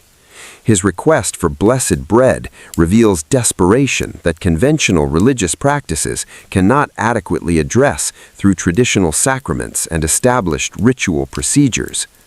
The priest's account describes altar candles extinguishing themselves despite absence of wind or draft, while sacred vessels moved across stone surfaces without human contact or explanation that natural philosophy can provide. Most disturbing were sounds emanating from the crypt below the main sanctuary, voices speaking in languages that predated Christian presence in Winchester, while conveying messages that living ears should never hear. These supernatural intrusions into consecrated space represent escalation of threats that eliminates remaining sanctuaries where Winchester's population might seek refuge from dangers that conventional defenses cannot repel. If churches provide no protection against enemies that violate sacred ground without apparent consequence, then nowhere within the city's walls offers adequate security for vulnerable human inhabitants. Your afternoon work proceeds under constant awareness that each hour might bring developments that force immediate flight from Winchester. Despite lack of alternative destinations that promise greater safety from supernatural threats that appear to be spreading throughout the region, the bread you shape with trembling hands might feed people who will not survive another night in this cursed city. Emma's deteriorating condition becomes increasingly apparent as the day progresses, her pale complexion taking on grayish undertones that remind you uncomfortably of descriptions provided by witnesses to supernatural encounters. Her breathing sounds labored despite absence of physical exertion, while her eyes seem to focus on things that your vision cannot detect or recognize. These symptoms could indicate simple exhaustion and stress resulting from exposure to circumstances that exceed any child's capacity for psychological adjustment. Or they might herald something far worse that supernatural influences can inflict upon vulnerable minds unprepared for contact with forces that exist beyond mortal comprehension. Your growing concern about Emma's welfare adds urgency to decisions about your family's immediate survival strategies. The afternoon's final customer proves to be the traveling stranger whose presence yesterday introduced supernatural elements into Winchester's previously manageable, plague-related difficulties. His return confirms that the city's situation has attracted attention from authorities whose expertise extends beyond local knowledge, while suggesting that intervention might be possible if appropriate measures can be implemented quickly enough. His assessment of Winchester's deteriorating conditions validates your worst fears, while offering slim hope that evacuation might remain possible if undertaken immediately before supernatural forces complete whatever process has been developing throughout the region.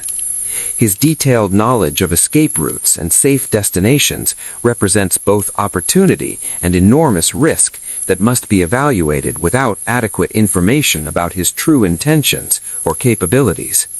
His willingness to extend such assistance to relative strangers suggests either genuine humanitarian concern or hidden motives that might prove equally dangerous. Your father's response reveals internal struggle between protective instincts that demand action to ensure family safety and practical concerns about trusting individuals whose background and objectives remain largely unknown, despite their apparent expertise in matters that conventional wisdom cannot address adequately through normal channels of authority. Evening preparations acquire desperate urgency as recognition grows that tonight might represent final opportunities to escape Winchester before supernatural forces eliminate remaining possibilities for safe passage to locations that might offer better protection against enemies that operate according to principles no human knowledge fully understands or controls effectively. The familiar tasks of banking ovens and securing the bakery for night feel like funeral preparations, as you acknowledge that tomorrow might never arrive for your family if they remain within Winchester's walls when darkness brings renewed supernatural activity that exceeded previous nights in scope and intensity, according to witness accounts throughout the day. Emma's assistance proves minimal as her condition continues deteriorating in ways that make immediate departure seem essential for preventing permanent harm that supernatural exposure might inflict upon developing minds unprepared for contact with forces that exist beyond normal human experience or adequate protection through conventional means alone. Your evening meal proceeds in silence, broken only by whispered discussions about preparations that must be completed within hours if your family intends to accept the stranger's guidance toward distant sanctuaries where ancient knowledge might provide protection that Winchester's conventional defenses cannot offer against escalating supernatural threats.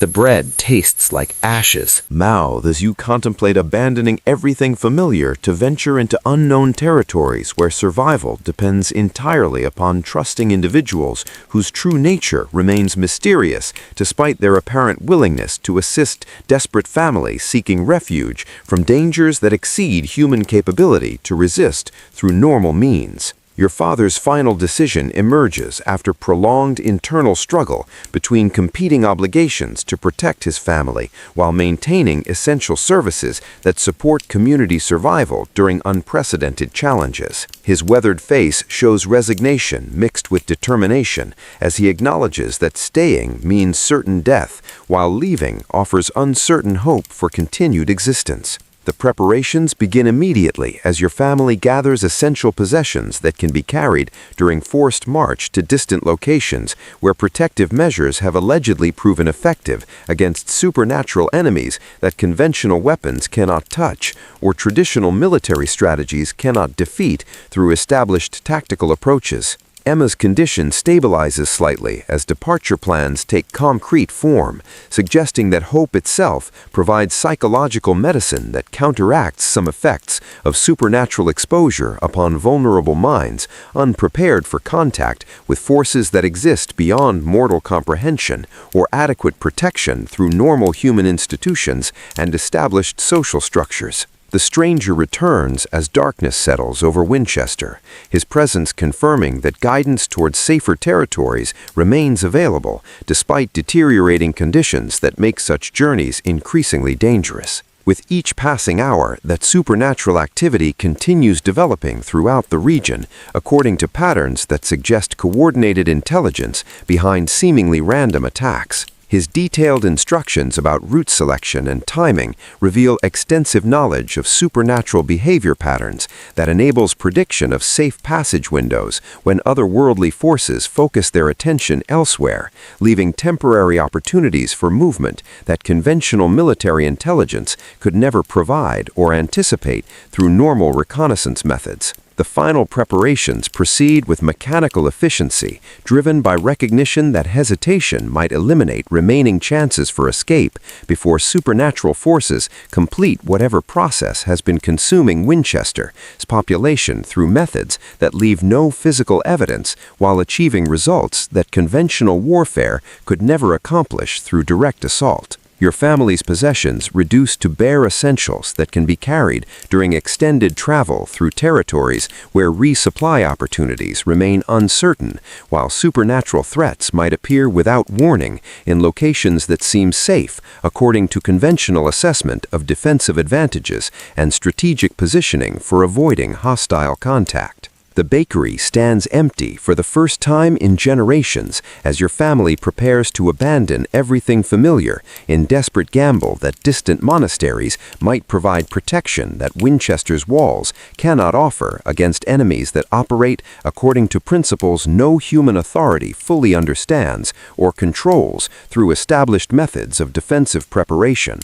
Emma's small hand grips yours with strength that belies her deteriorating physical condition, her touch providing comfort that transcends immediate circumstances while demonstrating courage that exceeds her years and experience with dangers that no child should face, regardless of historical period or social circumstances that shape individual survival challenges. Your father secures the bakery's entrance with prayers instead of simple locks, acknowledging that conventional security measures provide no protection against threats that can pass through solid barriers, while hoping that divine intervention might preserve family legacy until circumstances permit eventual return to familiar surroundings and established routines. The stranger's signal indicates that departure window has arrived as supernatural activity temporarily focuses elsewhere, providing brief opportunity for movement that must be utilized immediately before changing conditions eliminate possibilities for safe passage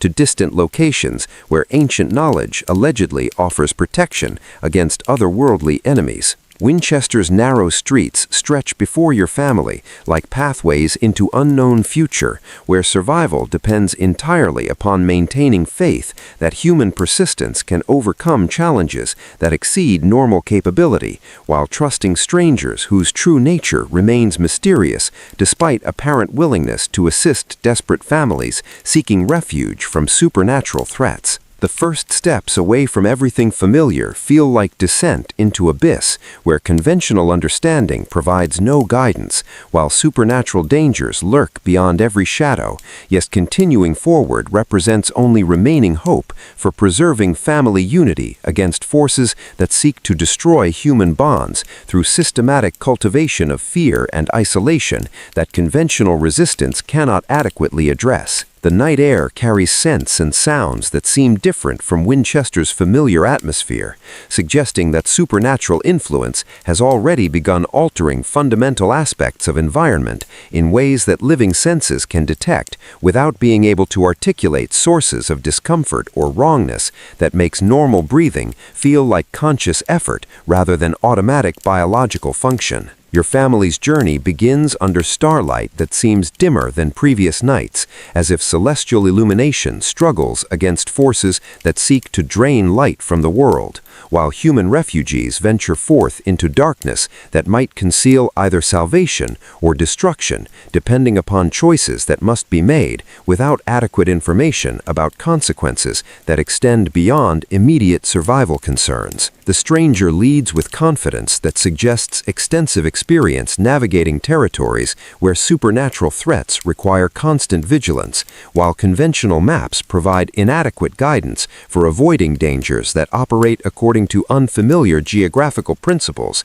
that transform familiar landscapes into alien environments where normal navigation skills prove insufficient for ensuring safe passage. Each step forward represents a commitment to unknown future while simultaneously abandoning familiar past where plague years had established routines that provided structure and meaning despite constant danger from disease that seemed manageable compared to supernatural threats that exceed human capability to understand or resist through conventional means available to medieval communities. The road ahead disappears into darkness that might conceal either refuge or additional perils that your family must confront without adequate preparation, while trusting guidance from individuals whose motivations remain unclear, despite apparent expertise in matters that conventional wisdom cannot address through established channels of authority or traditional methods of protective preparation. Winchester's lights fade behind your family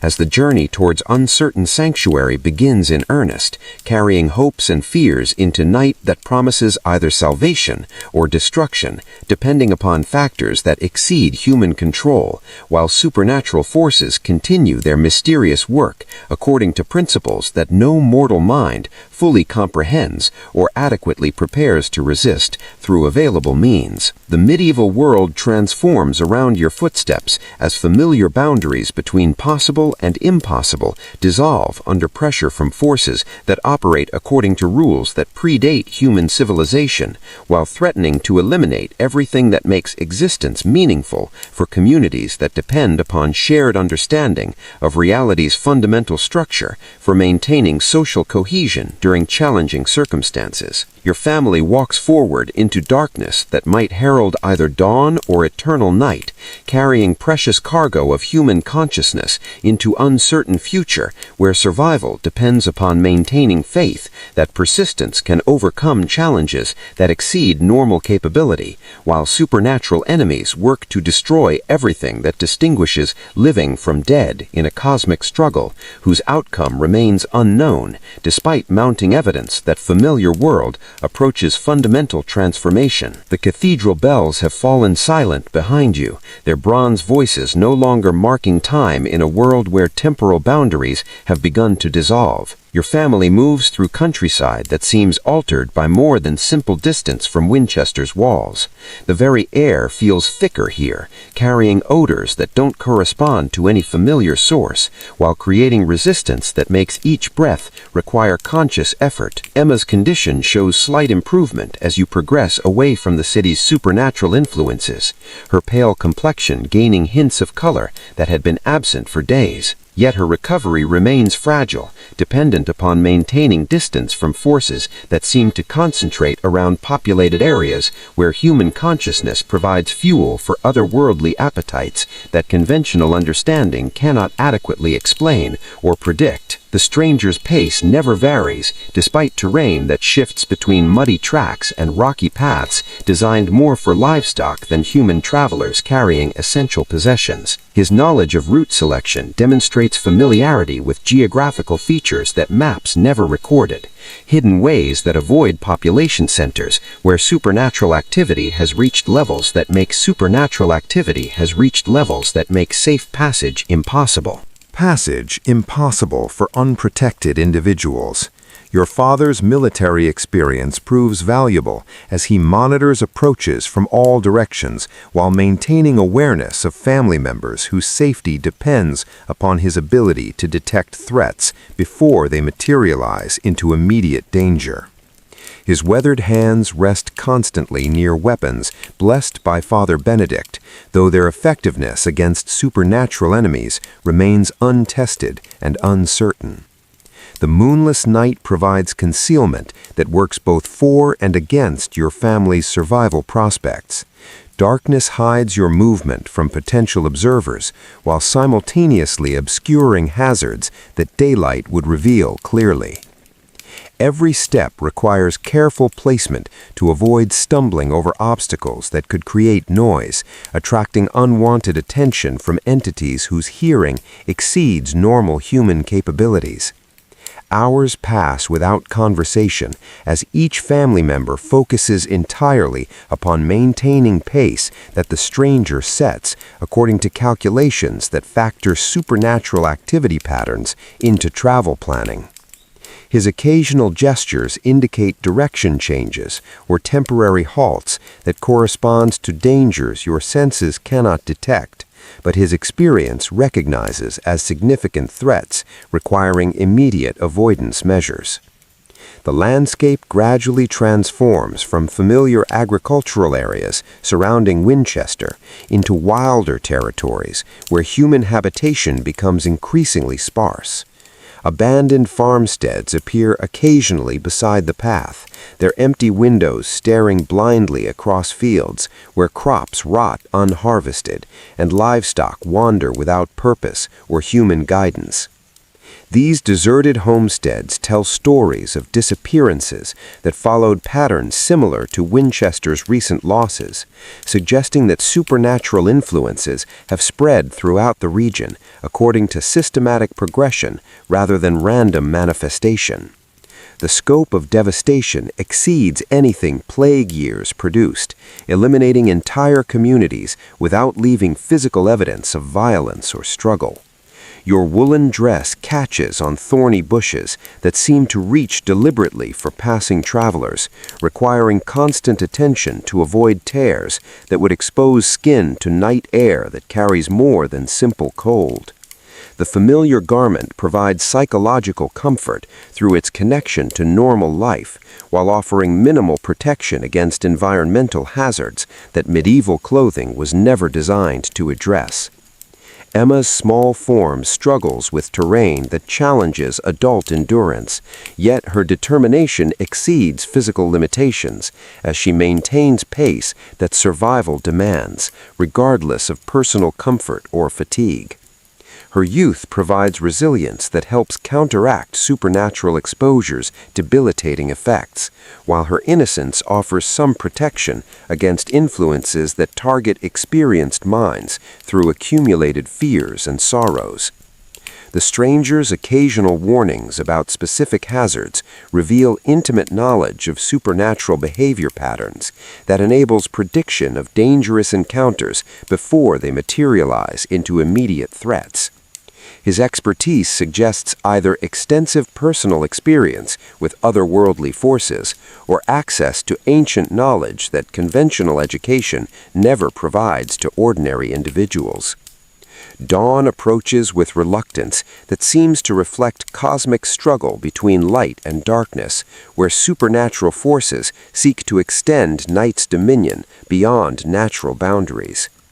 The gradual lightening of eastern horizon provides hope that daylight might restore some measure of safety from enemies that prefer darkness for conducting activities that violate natural order.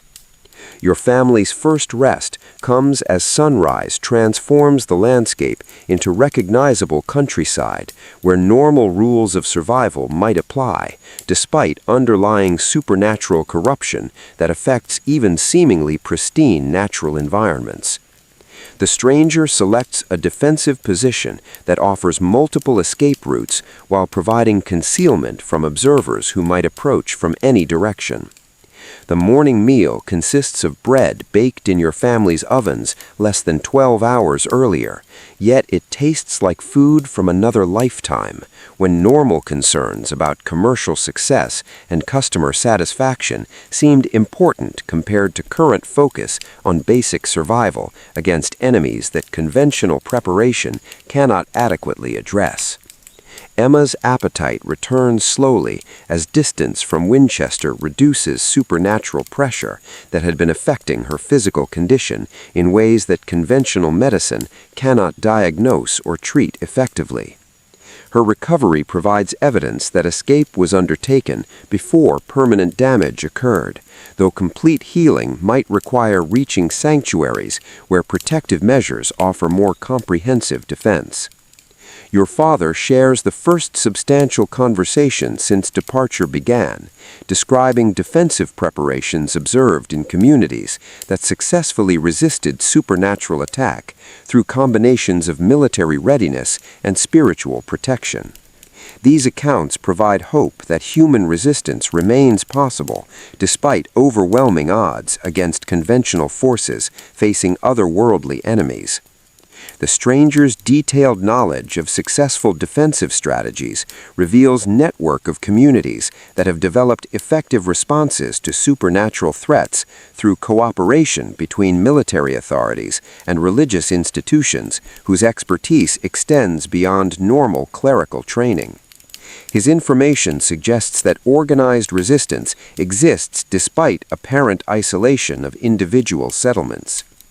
The day's travel proceeds through territories that show increasing signs of supernatural influence, despite distance from major population centers where such activity typically concentrates. Trees display unnatural growth patterns, while streams flow with currents that seem to move independently of gravitational forces that should determine water movement through familiar geographical features. Wildlife behavior provides constant indicators of supernatural presence as animals demonstrate instinctive recognition of threats that human senses cannot detect directly.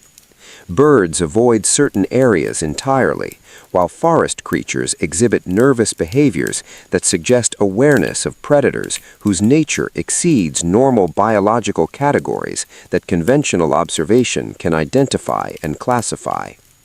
Your family's progress slows as terrain becomes more challenging, while requiring increased vigilance against hazards that combine natural obstacles with supernatural influences that make even simple navigation dangerous for travelers unprepared for environments where conventional geographical knowledge provides inadequate guidance for ensuring safe passage. The afternoon brings encounters with other refugee families whose stories confirm that supernatural devastation has affected vast areas throughout the region, according to patterns that suggest coordinated activity rather than random manifestations of otherworldly forces. These meetings provide opportunities for sharing information while creating risks that larger groups attract more attention from entities that hunt human prey. Emma's interaction with refugee children reveals psychological trauma that exceeds anything plague years produced among young survivors who witnessed death but retained hope for eventual recovery. These children display hollow-eyed expressions that suggest encounters with forces that damaged fundamental assumptions about reality's nature and humanity's place within cosmic order. The stranger's occasional warnings about specific hazards reveal intimate knowledge of supernatural behavior patterns that enables prediction of dangerous encounters before they materialize into immediate threats. His expertise suggests either extensive personal experience with otherworldly forces or access to ancient knowledge that conventional education never provides to ordinary individuals. Dawn approaches with reluctance that seems to reflect cosmic struggle between light and darkness, where supernatural forces seek to extend night's dominion beyond natural boundaries. The gradual lightening of eastern horizon provides hope that daylight might restore some measure of safety from enemies that prefer darkness for conducting activities that violate natural order. Your family's first rest comes as sunrise transforms the landscape into recognizable countryside, where normal rules of survival might apply, despite underlying supernatural corruption that affects even seemingly pristine natural environments. The stranger selects a defensive position that offers multiple escape routes while providing concealment from observers who might approach from any direction. The morning meal consists of bread baked in your family's ovens less than 12 hours earlier, yet it tastes like food from another lifetime, when normal concerns about commercial success and customer satisfaction seemed important compared to current focus on basic survival against enemies that conventional preparation cannot adequately address. Emma's appetite returns slowly as distance from Winchester reduces supernatural pressure that had been affecting her physical condition. Pre-dawn hours pass without incident as your family rests in temporary safety. That distance from Winchester provides while remaining vulnerable to supernatural forces whose influence extends throughout the region according to patterns that suggest systematic expansion of otherworldly control over territories that were previously safe for human habitation. Morning arrives with renewed hope that continued travel might lead to sanctuaries where ancient knowledge provides protection against supernatural enemies whose capabilities exceed human resistance through conventional means, while offering possibilities for communities that combine spiritual defense with practical preparation for extraordinary circumstances. Your family's second day of travel begins with improved morale as Emma's recovery continues, while your father's military experience adapts to requirements for survival in environments where supernatural threats demand modifications of established tactical approaches to defensive planning and risk assessment during hazardous movement through hostile territory. The stranger's guidance proves increasingly valuable as terrain becomes more challenging, while supernatural influences create environmental hazards that conventional navigation skills cannot adequately address without assistance from individuals whose expertise encompasses knowledge that normal education never provides to ordinary travelers facing extraordinary circumstances. The road ahead stretches toward distant mountains, where monastic communities have allegedly developed effective responses to supernatural threats through combinations of ancient wisdom and practical adaptation that enables continued survival. Despite challenges that have overwhelmed secular authorities throughout the region, according to refugee accounts gathered during previous encounters, your family's journey continues through countryside that tells stories of supernatural devastation while offering hope that human persistence might overcome challenges that exceed normal capability through cooperation between individuals whose diverse skills complement each other during circumstances that demand radical departure from convention. Approaches to survival planning. The medieval world transforms around your footsteps as familiar boundaries dissolve under pressure from forces that threaten to eliminate everything that makes existence meaningful. While your family carries precious cargo of human consciousness toward uncertain future, where faith in persistence provides only remaining defense against enemies whose true nature exceeds mortal comprehension. Each step forward represents commitment to survival despite overwhelming odds, while simultaneously honoring those who perished in Winchester's supernatural catastrophe through continued resistance against forces that seek to destroy human communities through systematic cultivation of despair and isolation that conventional courage cannot adequately address without divine assistance. The path winds upward toward mountain sanctuaries where ancient knowledge might provide answers that medieval wisdom cannot supply, while your family maintains hope that reaching such refuges will enable not just survival, but eventual understanding of cosmic forces that currently exceed human capability to comprehend or resist through available means. The mountain path narrows as your family climbs higher into terrain where ancient stones bear markings that predate any written language you recognize. These carved symbols seem to shift and change when observed directly, creating optical illusions that make your eyes water while suggesting meanings that hover just beyond conscious understanding. The stranger traces certain marks with reverent fingers, his touch activating faint luminescence that provides guidance through passages where conventional landmarks offer no direction. Your father's breathing grows labored as altitude increases, his weathered frame struggling with exertion that combines physical demands with psychological stress from constant vigilance against threats that might materialize without warning.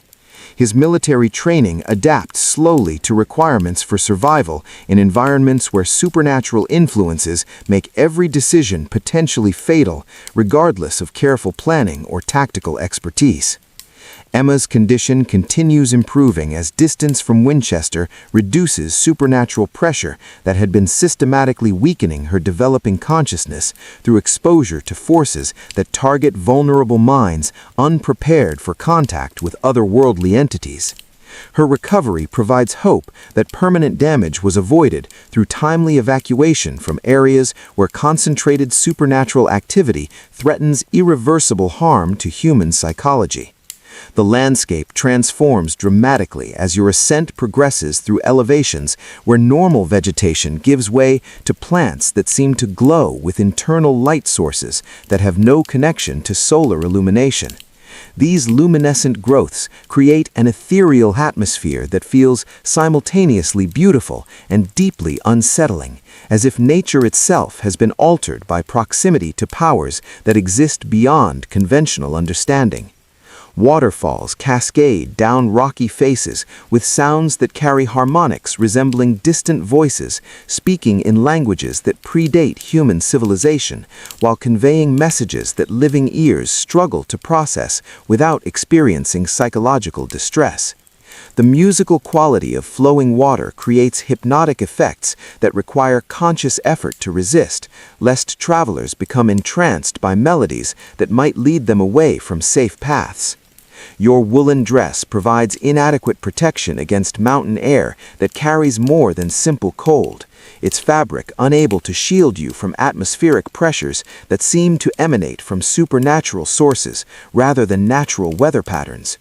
Each breath requires deliberate effort, as if the very air resists human lungs while containing essences that don't belong in mortal respiratory systems.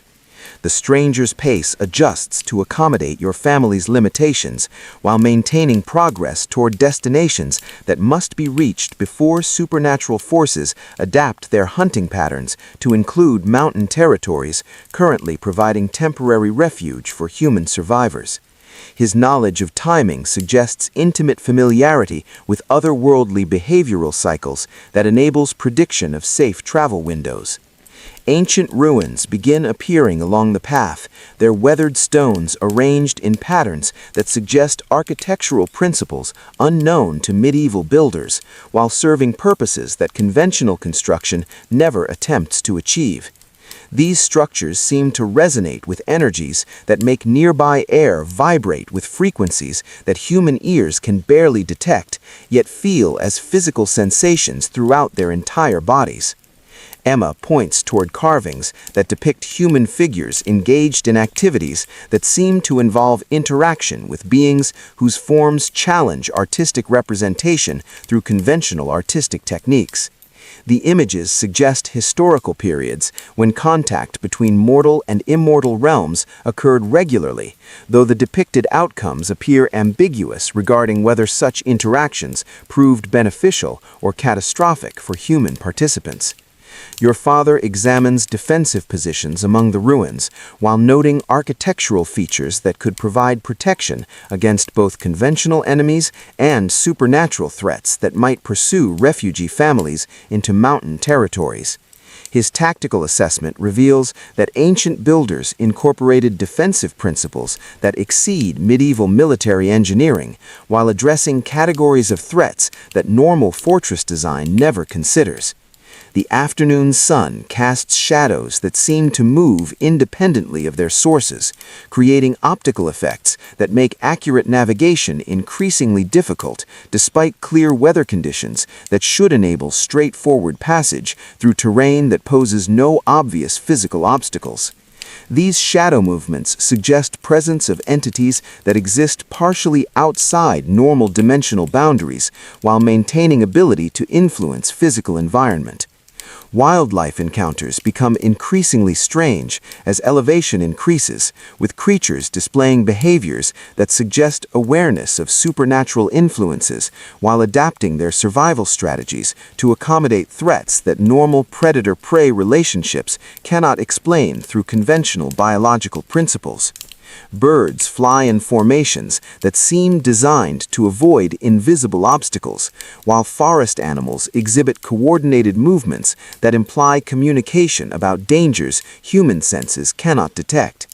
The Strangers shares information about monastic communities that have survived supernatural threats through development of protective techniques, combining ancient spiritual practices with practical defensive measures that secular authorities cannot replicate without extensive training in disciplines that conventional education never addresses.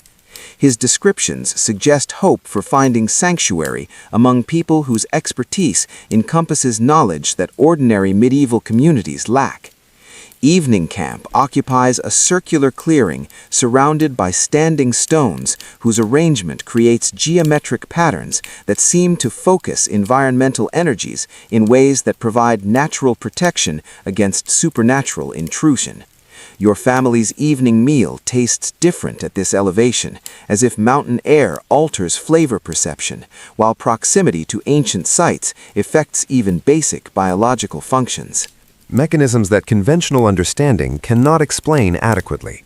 The bread from Winchester's ovens seems to carry memories of normal life that feel increasingly distant despite having been baked only days earlier.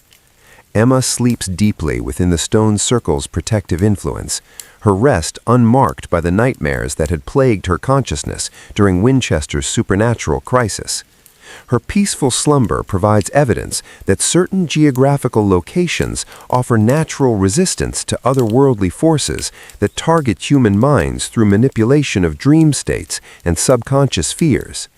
The night passes without supernatural disturbance, as standing stones maintain protective barriers that prevent otherworldly entities from approaching close enough to threaten sleeping travelers, whose vulnerability during unconscious hours normally provides opportunities for spiritual assault. The ancient builder's knowledge proves more effective than medieval defensive techniques for ensuring safety during rest periods. Your father's watch duty becomes less stressful within the stone circle's influence, allowing him to process recent experiences without constant vigilance against immediate threats, while maintaining awareness of approaching dangers that might overcome even ancient protective measures if supernatural forces concentrate sufficient attention on mountain territories. Dawn arrives with unusual clarity as mountain air provides visibility that extends far beyond normal human sight range, while revealing landscape features that seem to exist in multiple dimensions simultaneously. The visual distortions create depth perception challenges that require careful attention during movement through terrain where missteps might have consequences extending beyond simple physical injury. The Stranger's morning preparations include rituals that acknowledge the protective spirits associated with ancient sites, while requesting continued safe passage through territories where human presence requires permission from entities whose nature transcends mortal comprehension. His reverent approach to such practices suggests genuine belief in supernatural forces that can provide assistance as well as pose threats. Your family's third day of travel begins with renewed confidence as protective influences encountered among mountain ruins demonstrate that effective resistance against supernatural enemies remains possible through proper understanding of forces that medieval authorities typically dismiss as superstition or folklore. The knowledge preserved in ancient sites offers hope for communities willing to embrace practices that conventional wisdom considers obsolete. The path ahead leads toward higher elevations where monastic settlements have allegedly preserved knowledge that enables continued survival despite supernatural threats that have overwhelmed secular communities throughout the region. These destinations represent final refuge for families whose conventional homes no longer provide adequate protection against otherworldly enemies, whose capabilities exceed human resistance through normal means. Emma's recovery accelerates as exposure to beneficial supernatural influences counteracts damage caused by malevolent forces encountered in Winchester's corrupted environment. Her improvement provides evidence that contact with otherworldly entities can heal as well as harm, depending upon the nature of forces involved and the circumstances surrounding such encounters. Your father adapts his tactical thinking to incorporate metaphysical considerations that military training never addressed, while maintaining practical focus on family protection through whatever means prove necessary for survival in environments where conventional strategies provide inadequate preparation for extraordinary challenges. His flexibility demonstrates veteran soldiers' ability to adjust methods according to changing battlefield conditions. The stranger's guidance becomes more detailed as your family approaches territories where his knowledge proves most valuable, sharing information about protective protocols that must be observed when entering sacred spaces where ancient powers maintain active influence over human activities. His instructions reveal complexity of supernatural interaction that requires careful preparation to avoid inadvertent violations of agreements between mortal and immortal realms. The morning progresses through landscapes that become increasingly otherworldly as elevation increases toward mountain peaks where natural and supernatural boundaries blur beyond conventional recognition. Trees grow in spirals that defy gravitational influence, while streams flow upward along rock faces according to principles that contradict normal physical laws governing water movement. Your family's progress slows as terrain demands increased attention to footing while requiring mental preparation for encounters with forces that operate according to unfamiliar rules governing interaction between human consciousness and cosmic entities whose nature exceeds mortal capacity for complete understanding. Each step forward represents commitment to trusting guidance from sources whose reliability cannot be verified through conventional means. The path winds through areas where reality seems more fluid than solid, creating environments where careful observation reveals multiple layers of existence, occupying the same geographical space while remaining distinct enough to require different approaches for safe navigation. These dimensional complexities challenge assumptions about physical world's fundamental nature, while demanding adaptation of survival strategies. Ancient markers become more frequent as your ascent continues toward elevations where human habitation requires cooperation with supernatural forces that claim territorial rights predating mortal civilization. The symbols carved into stone surfaces provide navigation guidance while serving as communication devices for entities whose language transcends verbal or written expression through conventional linguistic systems. Your woolen dress proves increasingly inadequate for conditions that combine physical challenges with metaphysical pressures that affect human physiology through mechanisms that medieval medicine cannot diagnose or treat effectively. The familiar garment's limitations highlight how conventional preparation fails to address requirements for survival in environments where natural and supernatural forces merge beyond clear distinction. The stranger's warnings about specific hazards reveal intimate knowledge of supernatural territorial boundaries that must be respected to avoid confrontations that human capabilities cannot resolve through conventional diplomatic or military means. His expertise suggests extensive experience navigating political relationships between mortal communities and otherworldly entities whose cooperation proves essential for continued human survival. Midday brings encounters with phenomena that challenge every assumption about reality's fundamental structure, as your family witnesses events that violate natural laws while demonstrating intelligence behind supernatural manifestations that exceed random magical occurrence. These observations force recognition that otherworldly forces operate according to systematic principles that human minds can partially comprehend through careful study. The landscape reveals evidence of previous human habitation in areas where conventional settlement would seem impossible due to environmental conditions that combine extreme elevation with supernatural influences that typically prove hostile to mortal presence. These abandoned sites suggest historical periods when cooperation between human and otherworldly communities enabled coexistence that current circumstances have made increasingly difficult to maintain. Emma's questions about phenomena observed during the ascent revealed developing understanding of supernatural reality that combines childlike curiosity with mature recognition of forces that exceed normal human experience. Her adaptability demonstrates youth's advantage in accepting extraordinary circumstances without psychological resistance that adult minds typically exhibit when confronting concepts that challenge established worldviews. Your father's assessment of defensive positions adapts to include considerations about supernatural attack patterns while maintaining focus on conventional threats that might pursue refugee families into mountain territories where normal military advantages become irrelevant against enemies whose capabilities transcend physical limitations. His flexibility proves essential for survival planning in extraordinary circumstances.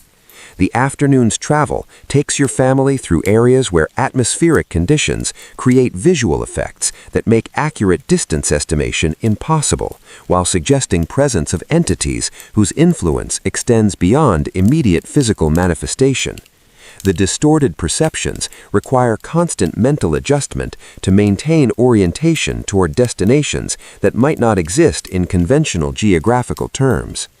Ancient pathways become visible as your elevation increases toward levels where human engineering merged with supernatural construction techniques to create transportation networks that serve purposes extending beyond simple movement between physical locations.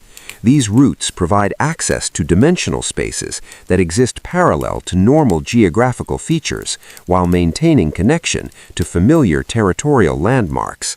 The stranger's knowledge of proper protocols for utilizing ancient pathways reveal complexity of supernatural interaction that requires extensive preparation to avoid inadvertent violations of agreements governing human access to otherworldly transportation systems. His instructions demonstrate respect for entities whose cooperation enables continued progress toward monastic sanctuaries that provide refuge from supernatural threats. Evening approaches with atmospheric changes that signal proximity to destinations where human communities have successfully adapted to coexistence with supernatural forces through development of protective practices that combine spiritual discipline with practical defensive measures. The approaching sanctuary represents hope for families whose conventional homes no longer provide adequate security against otherworldly enemies. Your family's final camp before reaching monastic territory occupies a location selected for its proximity to beneficial supernatural influences while maintaining defensive position against malevolent forces that might attempt final assault before refugees reach protected sanctuary. The site's selection demonstrates careful balance between accessibility and security that supernatural warfare demands. The night's preparation includes additional rituals that acknowledge approaching transition from refugee status to protected sanctuary, while requesting continued divine protection during vulnerable period when changing circumstances might create opportunities for supernatural attack. These practices reflect accumulated wisdom about spiritual warfare that conventional military training never addresses through established tactical instruction. Emma's excitement about reaching sanctuary combines with lingering anxiety about supernatural forces that continue threatening human survival throughout the region, according to patterns that suggest systematic expansion of otherworldly control over territories previously safe for mortal habitation. Her emotional complexity reflects psychological adaptation to circumstances that no child should experience, regardless of historical period. Your father's final watch before sanctuary maintains vigilance while processing experiences that have fundamentally altered his understanding of survival requirements in environments where supernatural threats demand modification of established military principles. His adaptation demonstrates veteran soldiers' ability to incorporate new tactical considerations while maintaining focus on family protection through whatever means prove necessary. The stranger's anticipation of reaching monastic territory reveals personal investment in your family's survival that extends beyond simple humanitarian assistance toward deeper commitment to preserving human communities against supernatural threats that seek to eliminate mortal consciousness from cosmic order. His dedication provides hope for continued cooperation between individuals whose diverse expertise enables collective resistance. Dawn breaks over mountain peaks that conceal monastic settlements where ancient knowledge has preserved human communities through supernatural crises that overwhelmed secular authorities throughout medieval Europe. The approaching sanctuary represents culmination of journey that has transformed your family's understanding of survival, while providing hope for future resistance against otherworldly enemies whose true nature exceeds conventional comprehension. Your family's final approach to sanctuary begins with renewed determination as protective influences associated with monastic territory create atmospheric conditions that reduce supernatural pressure while enabling gradual recovery from psychological trauma inflicted by exposure to malevolent forces. The beneficial environment provides immediate relief from constant vigilance that refugee existence demands. The path ahead leads toward communities where human persistence has successfully adapted to extraordinary circumstances through development of protective practices that combine ancient wisdom with practical innovation. These destinations offer not just temporary refuge, but permanent sanctuary for families willing to embrace lifestyle modifications that enable continued survival despite supernatural threats that conventional resistance cannot adequately address. The medieval world continues transforming around your footsteps as familiar boundaries between possible and impossible dissolve under pressure from cosmic forces that challenge human understanding. While your family approaches sanctuary, where hope replaces despair through community cooperation with otherworldly entities whose assistance enables continued mortal existence within transformed reality.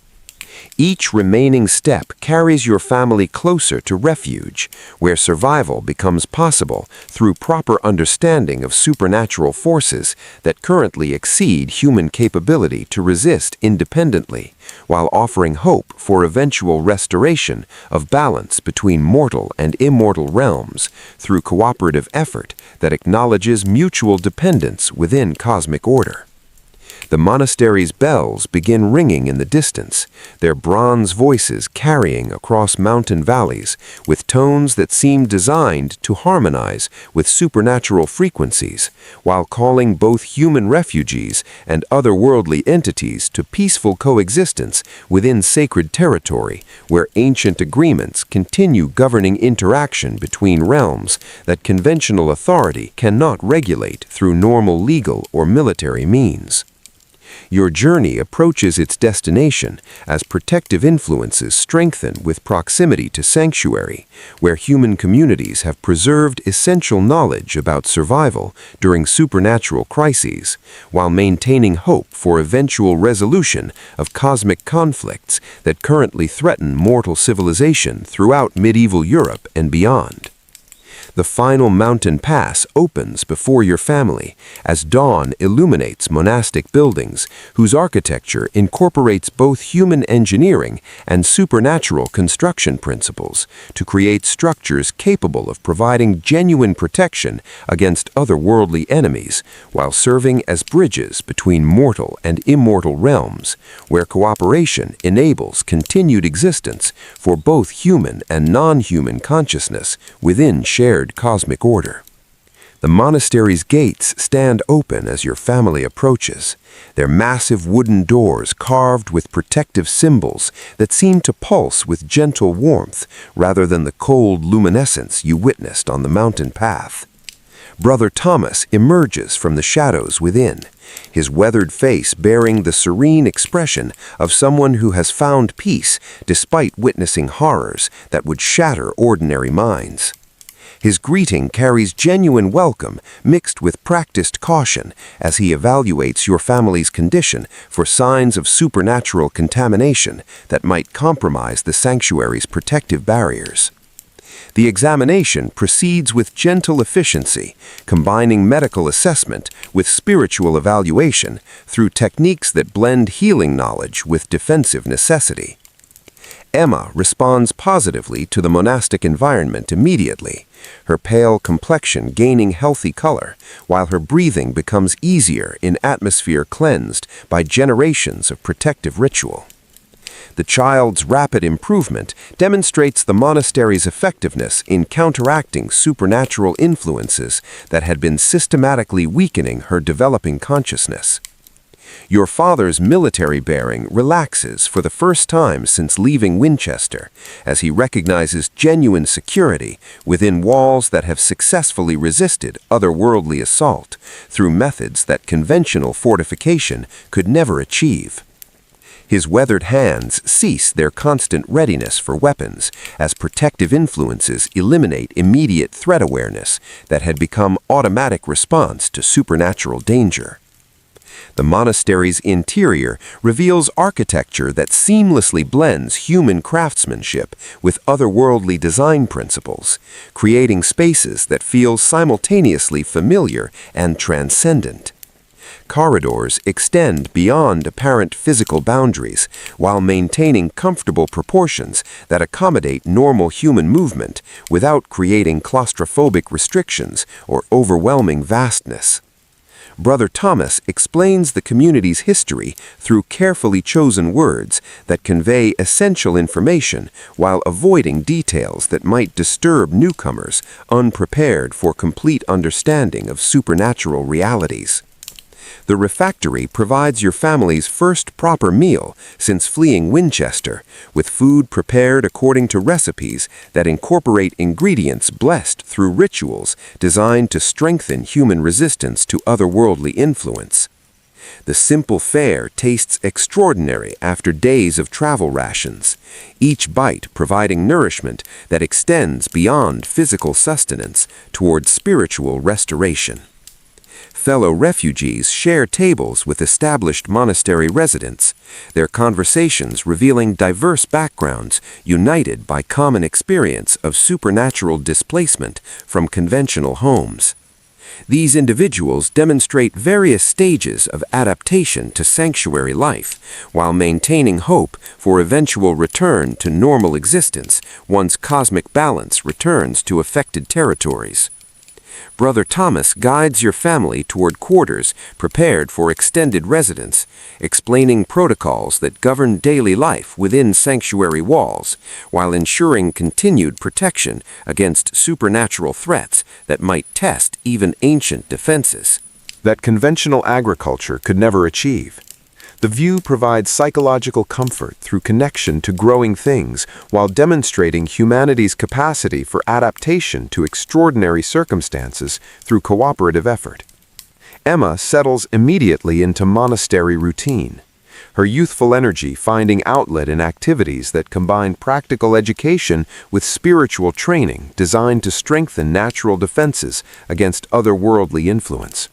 Her rapid adaptation demonstrates childhood's advantage in accepting extraordinary circumstances without psychological resistance that adult minds typically exhibit.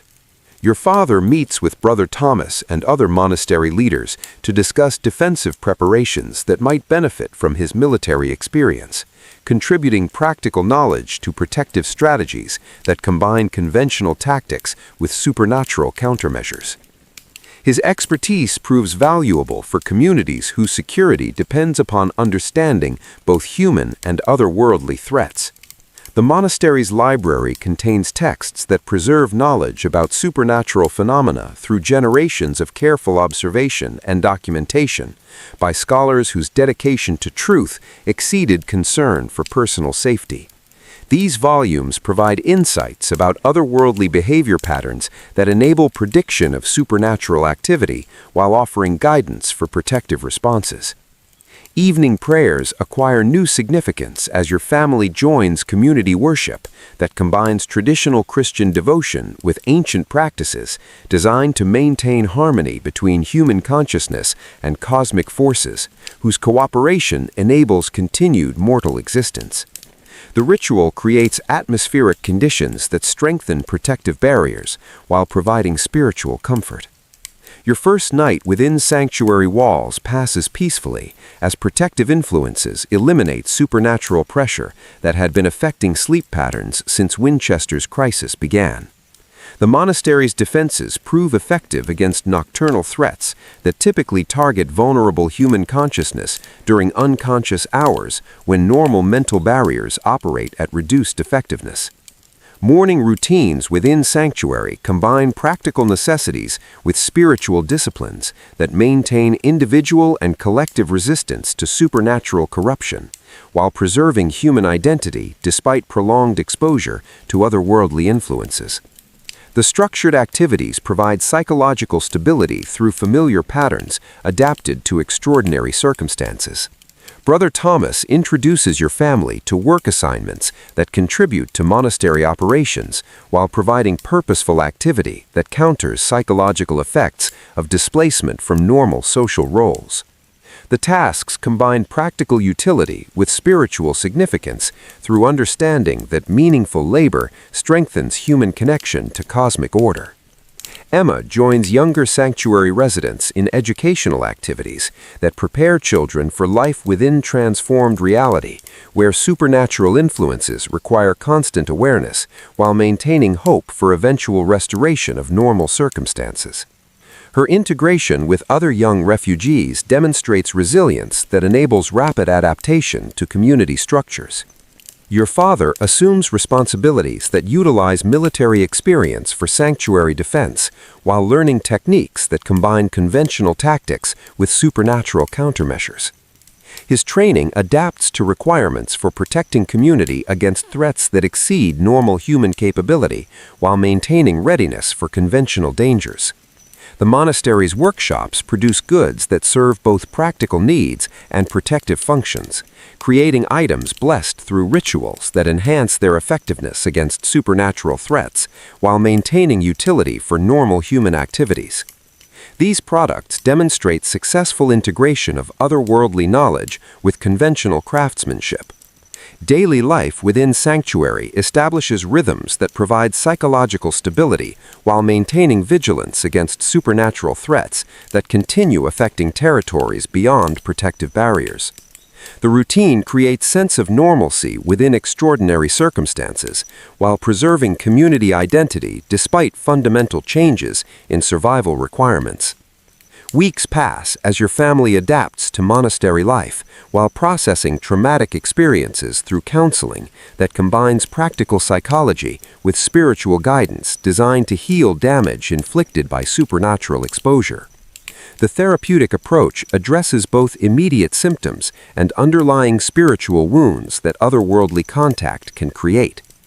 Emma flourishes within sanctuary environment, as protective influences enable complete recovery from supernatural contamination, while educational opportunities provide knowledge that strengthens natural defenses against future otherworldly threats. Her transformation demonstrates healing potential available within properly protected communities. Your father's integration into monastery defense systems proves valuable for community security while providing purposeful activity that utilizes military skills in service of collective survival.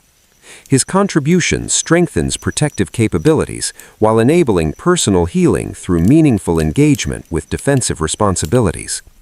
The monastery's seasonal cycles continue according to natural rhythms, enhanced by spiritual practices that maintain harmony between human activities and cosmic forces, whose cooperation enables continued sanctuary effectiveness.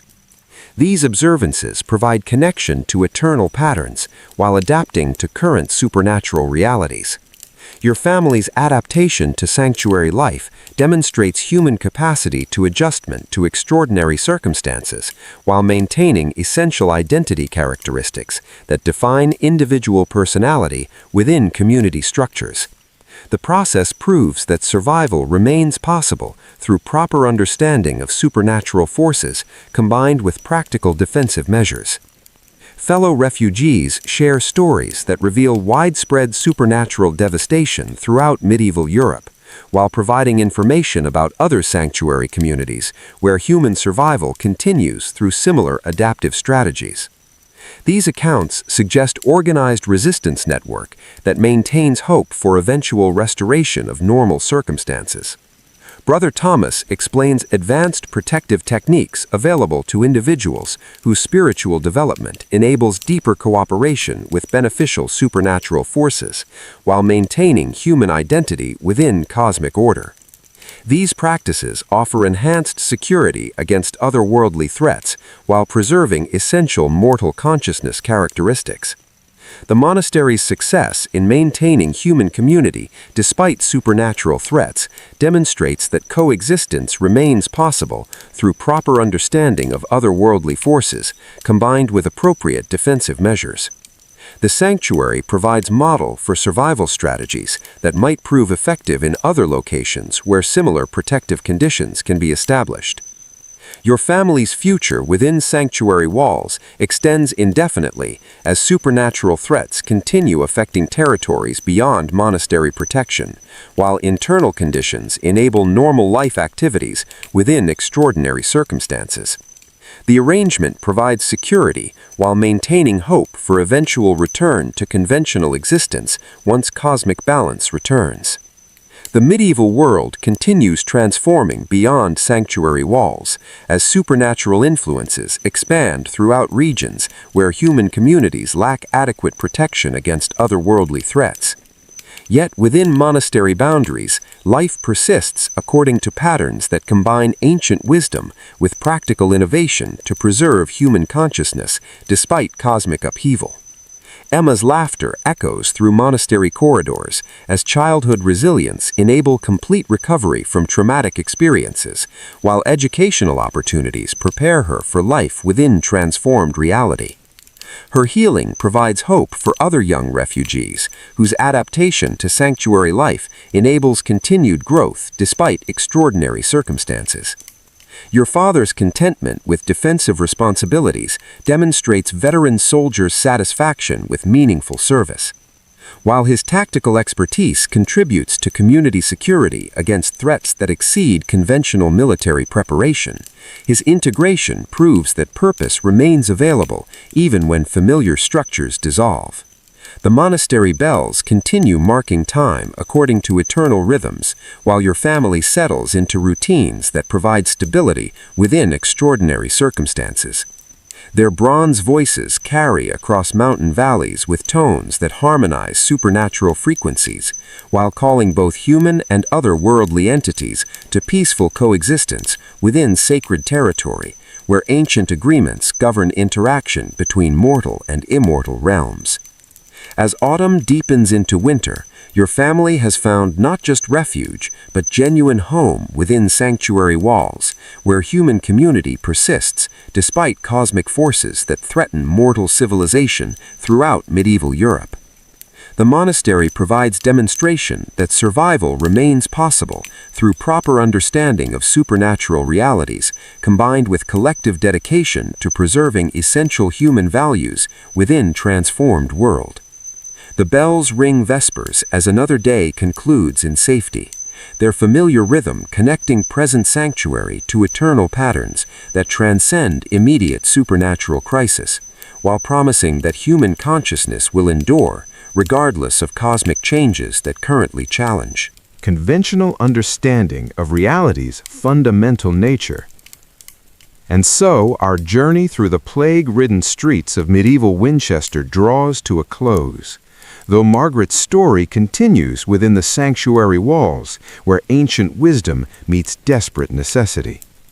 We've walked beside her through cobblestone streets thick with death's perfume, felt the weight of supernatural dread pressing against shuttered windows, and witnessed humanity's stubborn persistence in the face of forces that defy comprehension. From the simple act of kneading dough in a plague-ravaged acre to fleeing through mountain passes where reality itself seemed negotiable, Margaret's experience reveals the extraordinary courage required for ordinary survival when the world transforms beyond recognition. Her journey from baker's daughter to monastery refugee demonstrates how quickly familiar certainties can dissolve, forcing adaptation to circumstances that no medieval mind was prepared to comprehend. The monastery bells that now mark her days carry the same bronze voice as Winchester's cathedral, yet their meaning has transformed completely. Where once they called believers to routine prayers, they now herald successful cooperation between mortal and immortal realms in a world where such partnerships have become essential for continued human existence. Perhaps Margaret's story reminds us that survival often requires abandoning everything we think we know about how the world operates, embracing possibilities that challenge our deepest assumptions about reality itself. In times of crisis, whether supernatural or all too natural, our capacity for adaptation may prove our most valuable asset. The night grows deeper around us now, dear listener, and Winchester's empty streets echo only with memories of lives once lived. Yet somewhere in those mountain sanctuaries, human communities persist through wisdom both ancient and newly learned, proving that even when familiar worlds end, the story of human resilience continues.